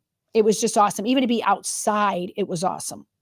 So, would you go like when he wins? And I'm going to say when, not if. I went to the inauguration this last time. I'm sure I will go again. Would you go to the inauguration? The inauguration. I mean, when Donald Trump makes it, not if. Yeah, we could look at it. Just depends on what we have to do here. Yeah. Well, I've got a million things to do every day. I'm like, yeah, maybe if I planned it, I guess. Yeah. Well, I will be there, so I can live feed it because I wouldn't miss it. It was one of the best things I had ever done. It was so fun. So I'll do the show from. And when would that be again? February? No, the inauguration itself is January. Okay, it's January. Yeah. All right. Sorry, I was caught up. We're multitasking. I'm trying to get a bunch of stuff done here to promote us. I would do that. Yeah. We had not, and by the way, Trump saying that speech, that was from Minneapolis. That was their Lincoln Reagan dinner, where he was just so damn good. Oh, and that's why he's able to unite, because he's not just I'm a robot. He has a personality. And like Joe says, funny. Maybe one of the best comedians he's ever heard. Connie says, I've been to 3 Trump rallies. Yeah, Connie is a true, that's where Connie and I met, was over Trump rallies and Trump flag stuff. It's so fun. You meet the best people there. You really do. If you're like having a bad day, go to somewhere that there's a Trump event going on. Even if Trump isn't there, it's so much fun. It's the best. Did we have another Trump soundbite? Or a couple. Okay, play one here just to get back to Trump. I can't remember what it was since we didn't get a chance to go over that. Well, we got his normal like daily address that he does when he gets ready to go into court, and then we have Minnesota GOP. That's probably the Tic Tac one. Well, I thought we just played that. Okay, go ahead and play it then. Fine.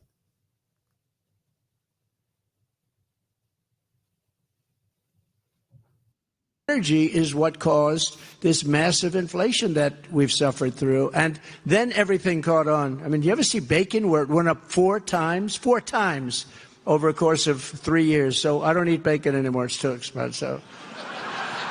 But unbelievably, Crooked Joe Biden went on television last week and he proclaimed in an interview with Americans that he's saying that Americans can actually afford his brutal inflation tax. He said they can afford it. He declared that families, quote, have the money to spend. They have the money to spend. They don't have the money to spend. They've run out of money. I mean, they're on literally, people don't have, if they get sick, if they're away for 2 or 3 days of income, I don't know, what do they do? You know, you're spoiled. You're a lot of very rich people. You know, you set all sorts of records tonight. Have you heard that? You set attendance record and you set a money-raising record.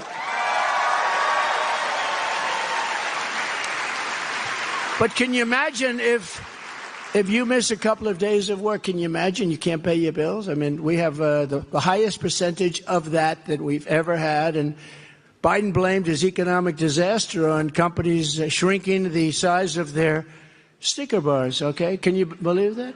But, you know, it's a funny thing. I don't know if you can see it out there. Does anybody have good eyes out there? Because this is, okay, so I just got this today. Somebody handed it to me. So weird, and not as a joke. I said, anybody have any Tic Tacs? And the guy said, yeah, I have one. Look at the size of that sucker. Can you see that, Pete?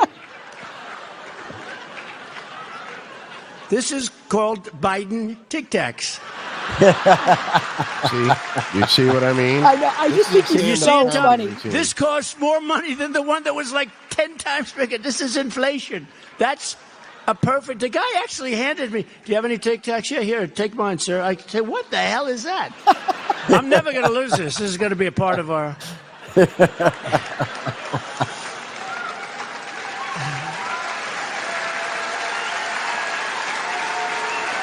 Terrible.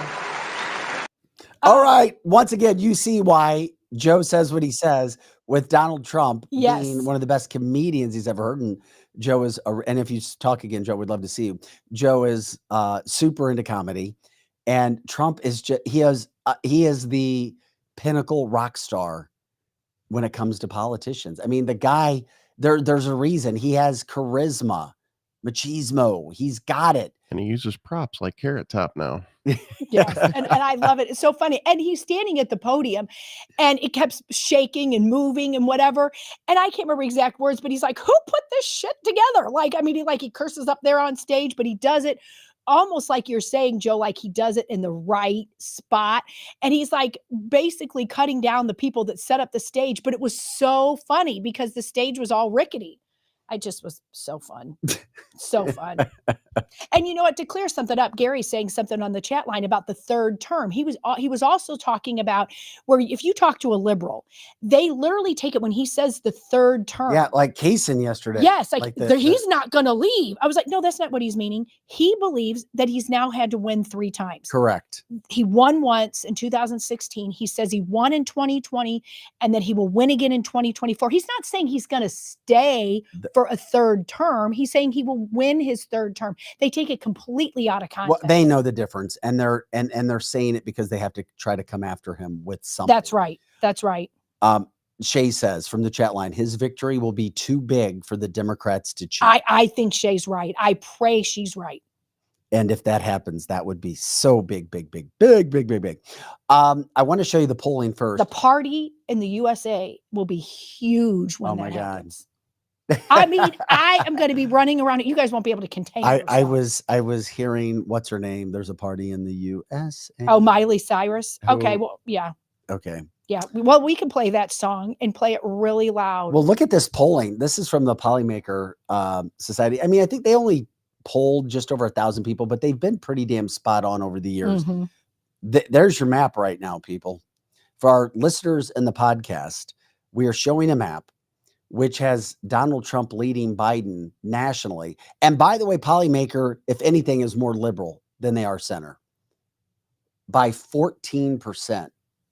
Now, I know we take polls with a grain of salt, but the polls have been pretty spot on with Donald Trump so far. Yes. Yes. At least him and his competition on the right. Mm-hmm. 54 to 40%, giving him a 54% chance that he is going to be the one. That's dominant. Mm-hmm. That is dominant, people. That is dominant. Yeah. And there's a good chance he could win Virginia, even though they're now giving that Virginia state to Biden. And I'm not so sure Virginia is going to go blue. I'm really not, which is interesting. So, and we'll see what happens in Michigan. But 54% to 40%, that's up to a 14% lead. Yeah.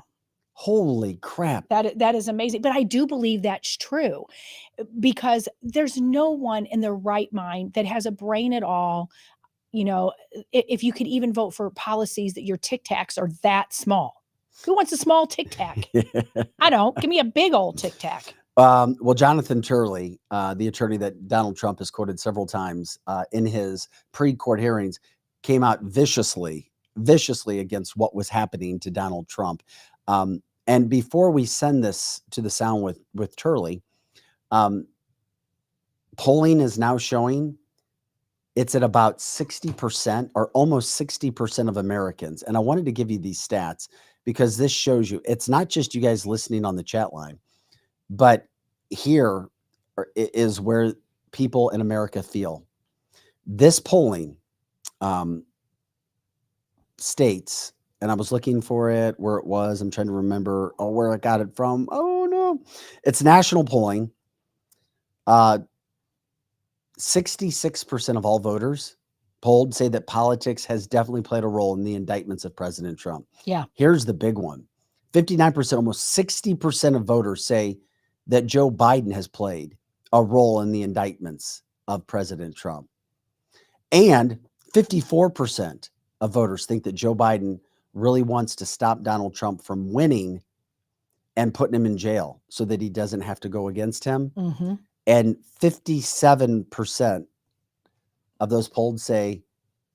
they're tired of it, that Donald Trump is being treated wrongly and illegally in court. These are big numbers. These are problems for Democrats, and they know it, which is why they have to say what they're saying.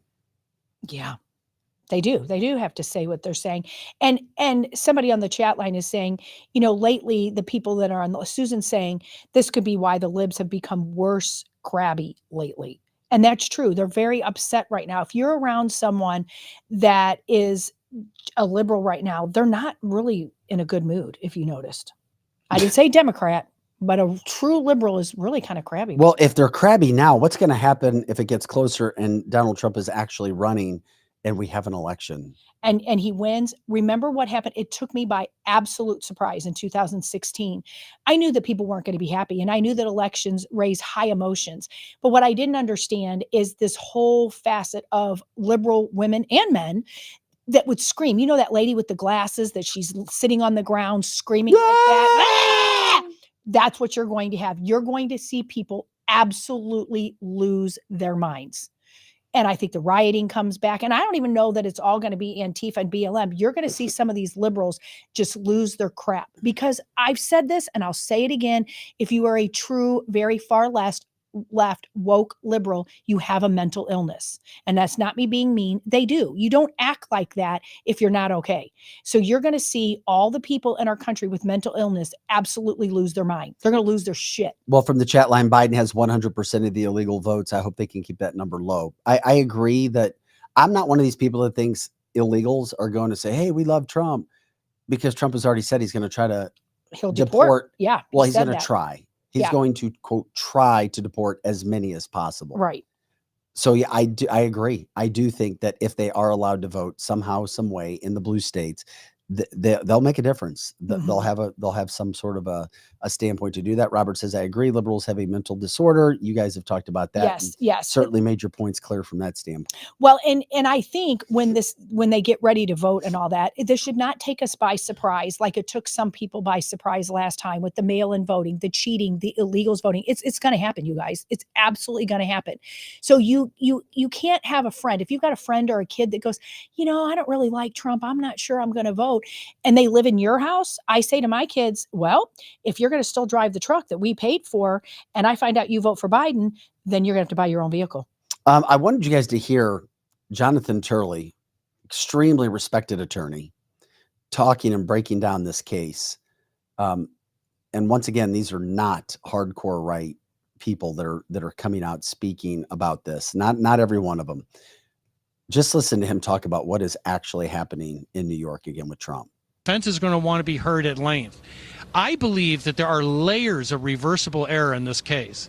And what is often the case is you see judges committing errors like this, and then they try to sort of do a Charlie Brown with the football motion, and at the last minute put in an instruction to clean it up. I don't think they can clean it up here. So what Mershon is suggesting is I'll instruct the jury on all of the references to campaign violations. I think that's coming really too late. This jury has been told over and over again, from opening argument to Pecker to Michael Cohen to the prosecutors, the judge has allowed them to say there were election violations. I'm quite convinced that jury believes that there were election violations, even though none have occurred in this case with regard to Trump. Wow. Just to quote you, the trial is riddled reversible error. The judge has shown serious bias in his rulings. His rulings are often difficult to square with the rules of evidence. Costello is losing patience with the judge, as many of us were. That's not a glowing review from Turley, is it, Dana? It is not. Jonathan Turley, not even thank close. you so Thank you, much. Sir. We Back do to you in a have moment.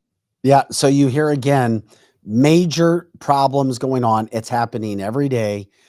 More and more attorneys are, I don't believe this, but I hear more and more attorneys saying there's no evidence.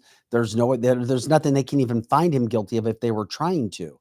You're having to prove that he falsified business reports, and there's no proof of it, nothing. And then, of course, Cohen admitted that he stole $30,000 to $60,000 from Donald Trump, who's their star witness. Even the New York Post today, look at their headline. I mean, look at their picture. This is how big it is. New Yorkers know. New Yorkers get. Oh, Joe didn't have the picture, so I will send it if you can help me out from that standpoint, Liz. Yeah. Well, it's you.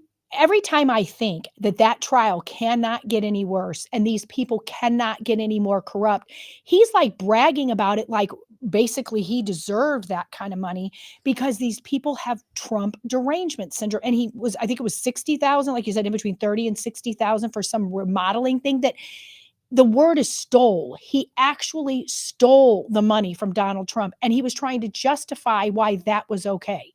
Could you imagine if I was a contractor for Obama or Joe Biden and I felt justified about taking that money? Can't do it. No. And that's and actually what he's doing or what he said is worse than what they're accusing Donald Trump about. Obviously, this is my opinion, but they should absolutely, at that point, stop this, throw the trial out and be done. But they're not going to because he's going to double down and he wants this to go to a jury trial so that this, go all the way to the end of a jury trial, I should have said, so that he doesn't look bad, that he can, meaning the judge, he can blame this on the jurors instead of himself. And it's just obscene what is going on because who would have thought that the star witness in a former, in my opinion, former president's trial is doing something worse than you're accused of. Yeah, no kidding. I mean, how in the world does that happen? I mean, that makes no sense to me, but it's making the judge, whether he wants to admit it or not, he looks like a fool. He overplayed his hand. You can't bring this Cohen guy that has already been convicted of this stuff and a porn star out and expect this to go okay. It's not going to be okay. No, it's not. No. And we know. I mean, but once again, you see what's being done and it's not going to stop. And we're going to have to continue to bring all of these things to light as we try to do every day here.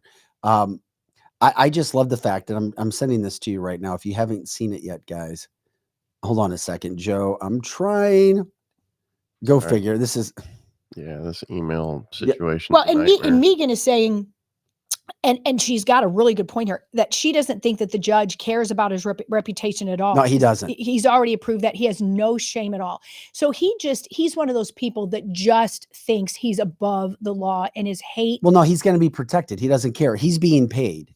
Of course he is. People. Of course. Of course. And we think anything it's speculation, but there's no way this man could. That's right. He's on the take. That's right. We always say follow the money. And even if you can't right away see where the money trail is, we always find out what it is. And nobody acts like this unless they're getting paid. I just found it so damn interesting that so many New Yorkers are now in Upper East Side, Upper East Coast people. Yeah. They're supporting him now. Mm-hmm. They're supporting Trump and they're not quiet about it. They're actually getting it out there publicly because they don't want to have to deal with this crap anymore. Right. They're like, holy crap, we've been dealing with so much. And there it is. Check it out. That's literally the cover of the New York Post today. Liar, con artist, thief. Because he admits stealing from Donald Trump. Mm-hmm. That is in New York. Liar, con artist, thief. Yeah. Yeah. That publication is not owned by Donald Trump. No. Okay. No, it's not. Let's just make sure that we're all on the same page. Right. The New York Post is a little bit better than the New York Times, but it in no way, shape, or form is ever in favor of anything Donald Trump. And so for them to put right on here, Michael Cohen admits stealing from Trump, that's great. Megan says Black Lives MAGA. Yeah. Yeah. Yeah. There's a lot of that going on. We talk about that often, that Black people right now are MAGA. They are. Not all, but a lot. Ben says New York Post is owned by Rupert Murdoch. So there you go. Appreciate that heads up too. Yeah. Yep. That's right. I had forgotten about that. And if anybody knows Rupert Murdoch, he is not some hardcore right conservative anymore. That's been proven to be the case. No, I can tolerate the New York Post a little bit more than the New York Times because I just think the New York Times just flat out lies, and they've been proven that they flat out lie.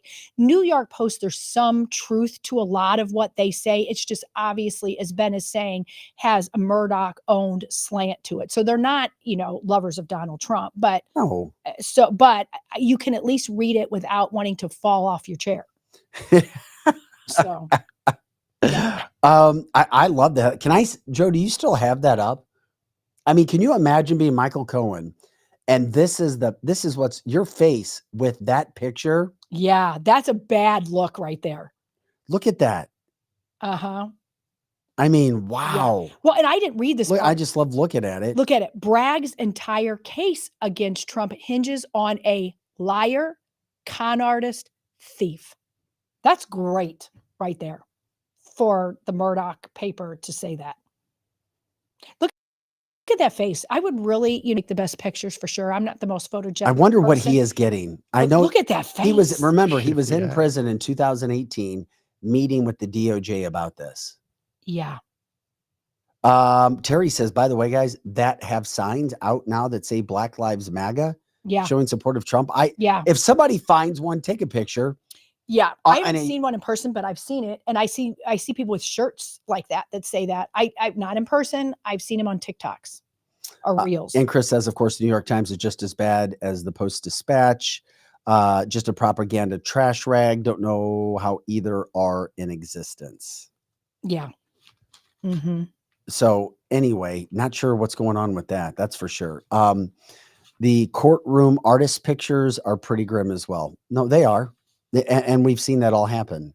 You do what you can, and we continue to I don't know, but we'll find the stories. We're going to do it. Well, you know what amazes me is Donald Trump always gets up and talks about the ice box that he has to go into to go to court, but he still comes out, like you said it earlier, like he's 50 years old, not like he's 110, and everyone else comes out. And just watch it. If you guys have not actually looked at this angle of it, when he comes out at court, everybody around him is shivering or cold, or they look like somebody had just beaten their dog or whatever. And Donald Trump still comes out like a badass. Like it doesn't faze him in the way it does a normal person.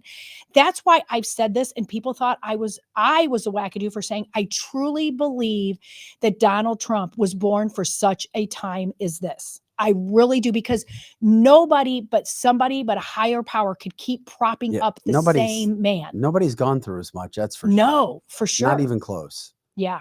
And lies, which continues to take center stage, and that's what media wants to cover instead of our border issues and our border problems and our inflation, which Donald Trump is doing a terrific job of letting everybody know what's happening. I am glad though, because this morning, and if we find the sound, we'll certainly pass it along to you. But Donald Trump summed up what's happening. What I've been, I guess people are watching our show.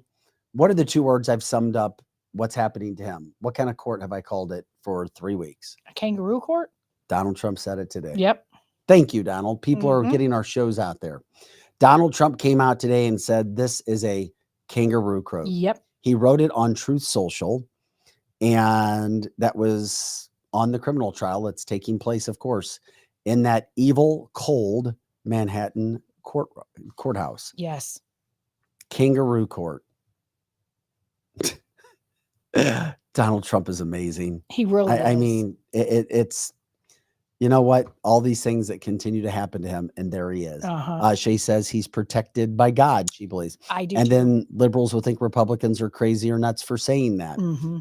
How could you think this guy who's a convicted rapist is of God? And then, of course, they don't want to look at the fake trial that took place with the fake judge, the ultra liberal judge, and the ultra liberal jury that are trying to stop him from running for president. That's right. That's exactly right. Well, and a lot of people do believe that too, because if you look at scripture, God doesn't take the king all the time to do the great things. He takes the common person. And Donald Trump, even though he has a lot more money than everyone else, I understand your point. I wouldn't call Donald Trump common. You and I are common. Well, that's true. You and I are common, but he's still okay. Then let's put it that he's a person that has done things that are maybe not stellar to biblical principles. He's been married 3 times, and his first marriage was his fault. He admits it was his fault. So they took somebody that was, let's say, less than perfect. Because you're right, he's not common. No, the less than perfect is the less is than all perfect. throughout. But you know what? A lot of people that are common feel like we can relate to him. Correct. And they call him the common billionaire, the working class billionaire, because you feel like you can have dinner with him and relate to him. Interesting point. Ben says, I think most liberals believe Trump is guilty of something. They're not sure what, but they think he's guilty of something. But once again, you have to have evidence. There's no evidence of him doing wrongdoing. There was no evidence of E. Jean Carroll rape. There was zero. If anything, there was evidence against it. And this trial, there's no evidence, zero evidence. The classifieds case and everything that was going on with that was so dirty how it was put together. At first, we thought, oh, there's evidence. And then we find out that the FBI messed with the documents. Mm-hmm. They put fake documents out. They messed with them. And now that case is probably, if it even goes to trial and doesn't get thrown out, would happen after the presidency. Mm-hmm. It's done. That case is over. Once again, there's still no evidence of anything, the wrongdoing that Donald Trump has been accused of. That's right. And they've tried and tried and tried and tried. So if they could really find out something that he did do wrong, he'd be in jail already. And he's not. So people that we talk to on the show often that was like, I didn't used to like Donald Trump, but what woke them up was like Joe, either the pandemic or these, I'm seeing more Democrats, even more than the pandemic, are seeing they're crucifying a guy who didn't even do anything wrong. That could be me. That could be me. Just like Donald Trump says, they're using him to get to us. They're really after the American people. And Donald Trump is just standing in the way. Well, and that's what he has said from the get-go. Yes. Yeah, he said that he was, I just love the fact that he uses every opportunity to call Judge Rashan what he is. Yes. And here's Donald Trump. This was from yesterday. That was an incredible display. I've never seen anything like it in my life. A tyrant. And everyone's talking about it. This is what we have. We have an acting judge, appointed judge by Democrats, by the club. And keeping now, I guess this is our 4th week, this will be our 5th week. Yeah, Donald Trump calling him a tyrant. Yep. Well, he is a tyrant. I mean, he is a tyrant. We look like we're a third world, country. I mean, we can call it a kangaroo court. We can call it a banana republic, but that's literally what this country is acting like now, what they're getting by with. I'm still having difficulty believing that Joe Biden is the man to run for office. I'm very much having a problem with that. You wouldn't think they would. You really wouldn't. They all the way through, they have every opportunity to pull them, and they haven't yet because I don't know why they're not, other than the fact they don't really have anybody else other than Michael Obama, and supposedly she doesn't want to do it. And you could be right. This could be like the October surprise is what's going to come up. I think they're waiting till exactly. To the very end. Very last minute. Mm-hmm. That way people don't have a lot of time to research to them. process it and research it. And they're just going to be like, oh, it's somebody other than Trump vote. Yeah. Yeah. And that's for them a good tactic to have, because one of their problems is if for, Jake Sullivan and Obama, which everyone says is running the country, and whoever's pulling their strings behind that, they have to have somebody they can control. They have to have someone. And some people say, how do they get rid of him without getting rid of Kamala Harris? Because I don't know if this is a big deal or not, but I've heard a lot of people say that if you don't let her still be there, people on the Democratic side are going to be mad that you took the first, as they call her, I'm not saying she is, the first Black woman vice president out of her position. So there's going to be some feminist opposition there. By the way, the defense in that case just rested, and Trump is not taking the stand. Good. I'm glad he's not. So that what is happens now official. next? Closing arguments, Okay. May 28th. That came down yesterday. Good. So that actually seems promising if he's not going to take the stand. I agree It seems like that, they're like, well, there's no need. They're pretty confident. Yes. Well, that's actually very good news that just broke. And I had a feeling that's what was going to happen after Cohen just botched his crap yesterday. So that's really a good thing, Vic. I can't remember. And speaking of which, what we were just talking about with Joe Biden, and we do give updates when we see. Mm-hmm. We got a couple good updates. Glenn says there's a reason they have an early debate in June. And I can't remember. Oh, it was Vivek. We read it, or we showed the sound last week. Vivek, the sound that we showed you guys last week, said, I believe on Thursday, the reason they're doing the June debate is to make sure that he is as bad as they think if he can't get traction, and then it's out. Because this will be the earliest debate in the history of the country. Yeah. Why would you do it for June? Which is why Trump probably knows, and the Trump team knows. Okay. And they know what's happening. Yeah. I still think the Trump team knows somebody else is going to be running for president. Yeah, I don't. Why else would they agree to a debate? Why else would the Trump team Mhm. agree? They know what's happening. Vivek is Trump's right-hand man. Yeah. They are friends. He was campaigning and by his side last week Mhm. at the fake trial going on. They know. They're all in it. They know something's going on. Yeah. And they just can't tell us right now. But that does make sense why they're doing it that early. So maybe they're hoping that he just bombs it. And that's when they go, he can't run. He cannot run. Jay says what'll happen is it's going to be a hung jury unless they ask for a directed verdict, which is super possible. Yeah. And then, of course, a judge can take over. Prosecutor hasn't stated the crime. So why take the stand? Exactly for Trump. That's right. No crime has been stated. No crime has been proved. Yeah. Well, and people are saying, you were talking about the debate. Does anybody really think this is going to happen for real? Yeah, I do now. You really do think At first I didn't, unless he backs out. But it's legitimately scheduled right now. Yeah. You've got hosts. You've got people buying advertising. What kind of vid did you find, Projo? I think it's the one that you were talking about, the Vivek. Oh, yeah. We ran it last week. Right. Yeah. Right. Yeah. I didn't know if you wanted to revisit it. Dude, I appreciate you. No but problem. we don't need to show that. That was awesome that you found that fast. Terry says, wow, I just went looking for Black Lives MAGA. I believe I saw in the Bronx Trump support parade, and all I got was diversion to BLM matters, not MAGA. Then when I found media, this is the exact quote written, so we'll try to understand what is being said here. Then when I found media was saying it's all AI, I saw those signs on news, not AI. So now you have Google and other sources trying to cover up the actual true BLM MAGA.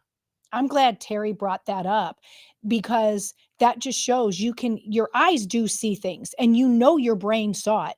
And then when you go back to look at it, that's happened to me on other topics, and I can't find it anywhere.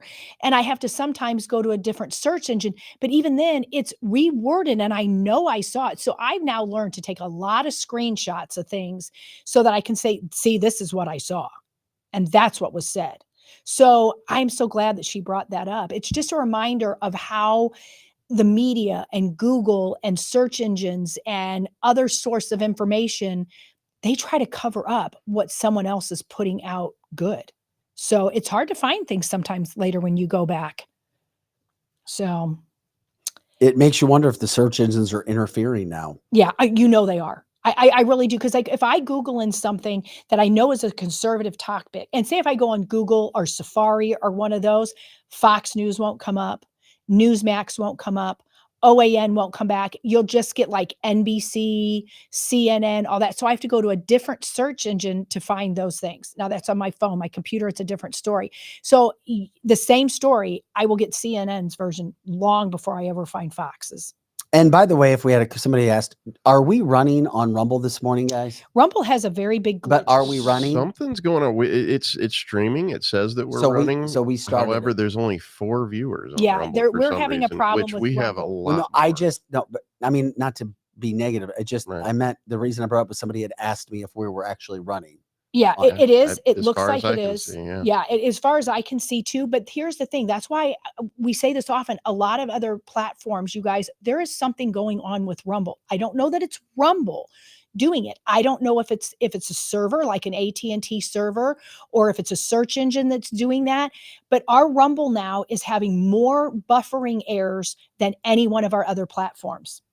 So I'm sitting here watching it on my phone. It's not buffering or anything. It seems absolutely fine on my phone. Yeah, but we don't ever just have 2 viewers. Right. That means that there's a glitch. Yeah, there's somewhere. something going on for There sure. is. So I mean, the other platforms are fine, but you're going to watch this, guys. I'm glad this was brought up. It was brought up. I saw this on OAN and some of the other shows between now, because most states have stopped their local state sort of things, and people are going into campaign season right now. We're going to see so much fado banning, as we call it, and other things happening. So just expect it between now and then. Don't freak out if one of your platforms don't work, go to another one, because, and this is annoying, and I know that's weird, but I still like that we're on so many Yeah, platforms. we're on because most, if not all. yes, that's exactly right. Because even on radio, the people on radio are going to be stopped by their advertisers, what they can and can't say. So just be prepared. Don't get aggravated. Just get ahead of this. And know if your platform is doing something weird, we'll admit to you if it's on our end. Because sometimes things have happened on our end. Oh, yeah, it happens on everybody's. It does. It happens on everybody's show, if they're being honest, because it's usually your internet server for whatever reason. That's usually our only issue here. And so everybody has it. Or it could be our only user error. If you let me to run the show, that we wouldn't have one. So thank God for Joe. So, I mean, he's, when you're not here, Vic, he has to fix something that I messed on your computer. So, and that's the truth. Mm-hmm. So, but just be prepared for that. I'm glad people are bringing that up. Just be aware of it and fight back. And I'm not saying get in a fight, just go on a different platform and tell your friends on which platform, whether it's this show, because it's not going to just happen on our show. Greg says we're also on the TuneIn app. I'm not familiar with that. I don't even know about that. The TuneIn app, TuneIn app. I did not know that. Yes. So there you go. Sorry to interrupt you. Just wanted to let you know. No, I'm glad you said that. Okay. We're on the platforms I didn't even know we were on. Oh yeah. Yeah. I mean, a lot of radios on TuneIn. So okay. I just did not know that. I did want to get to something before we got out of here today too. I love this what's going on. We all know what's happened with inflation and prices under Joe Biden. And one of the first things he did was we stopped drilling, baby drilling. We stopped it. We literally, and then gas prices went up. And it caused us a lot of issues and a lot of problems. And then now a group is cashing in. What you've got is the Americans for Prosperity. They're called AFP. They're hosting a series of events that are going to roll back gas prices all across the country. They're going to give you gas prices in the pre-Bidenomics issues at the pump. More than 20 gas stations are going to participate throughout this week. It's happening right now. I'm not sure about those in the Midwest or Missouri, but they're temporarily going to have prices as low as $2.38 a gallon, $2.38 a gallon. That was the average price of gallon of gas during and the day that Joe Biden took office.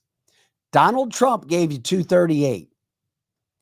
So Biden's war on America, according to AFP, has had disastrous energy results, and Americans are reeling from high gas prices going into the summer. So obviously this is a campaign deal, and they're trying to remind Americans, guess what? Gas prices were $2.38 when we were doing what was responsible and made business sense when it came to oil. Joe Biden came in, stopped the pipeline, stopped drilling. And of course, then all of a sudden people start to worry about where we are. The Middle East got a little bit more difficult to deal with because they saw a coward in office. And then what do you know? Our gas prices go up. It all makes sense. Yeah, that's right.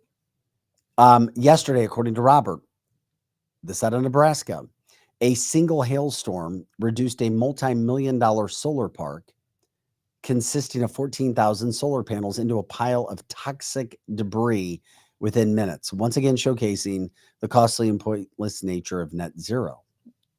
That's Robert's opinion on that. Yeah. Jeannie says, I thought it was $1.99 when yeah. I don't know. It was the first day. Maybe it was when Trump lost and the gas prices started to go up, and then Biden took over. Yeah, that could be. I'll have to find it, but I have pictures of it below $2. Well, I mean, no, this was the average price. Once again, got it. Oh, she thought the average was $1.99. Okay. This was over the 4-year time period. Yeah. Is what that they said from that standpoint. So it's a 4-year time period. Yeah. Mitch calls that another toxic spill under Biden. Maybe. Yeah, we talk about that. We can see where that could go. I mean, there's so much. And of course, Glenn says, remember when Saudi Arabia, we're begging them to produce more oil, and then we got snubbed. Yeah. That was Biden. He was, and they said, because they knew they weren't dealing with a deal maker anymore. They were dealing with an old man lost who had just been selected, not elected, to be president. Yeah. Gary says has a photo of 181. I don't know what you mean by that when you say you have a photo of 181. They're saying the average price of gas was $2.38. Well, yeah, like people are. And maybe taking you're talking pictures. about Missouri. The Yeah. average national price of gas Got it. National price. That makes sense. was Yeah. $2.38. We also had one thing too. I want to give you time, Liz. You wanted to show a fight that took place. Oh yeah, that's right. Okay, so Joe, cue that up. And I just think we can't forget this is Joe Biden's absolute chaos. These are people that had a skating event.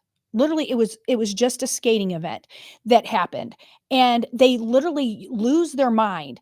And so the video shows this wild riot that breaks out at a Florida. We talked about that earlier, Florida skating rink after the party was canceled. So officials arrested 23 juveniles and 6 adults after this wild brawl came, and it was canceled due to the fact they couldn't have a security officer show up. So because they couldn't have a security officer because they knew this group could get a little wild, they had to cancel it because they didn't have enough law enforcement protection there. So investigators learned that really the fight broke out after it was canceled, and that was it.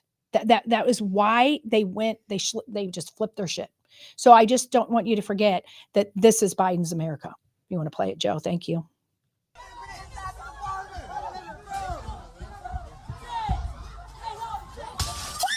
Oh, wonderful. Mm-hmm. And they were just mad. These little animals are just mad that their little skating party was canceled due to they couldn't get an off-duty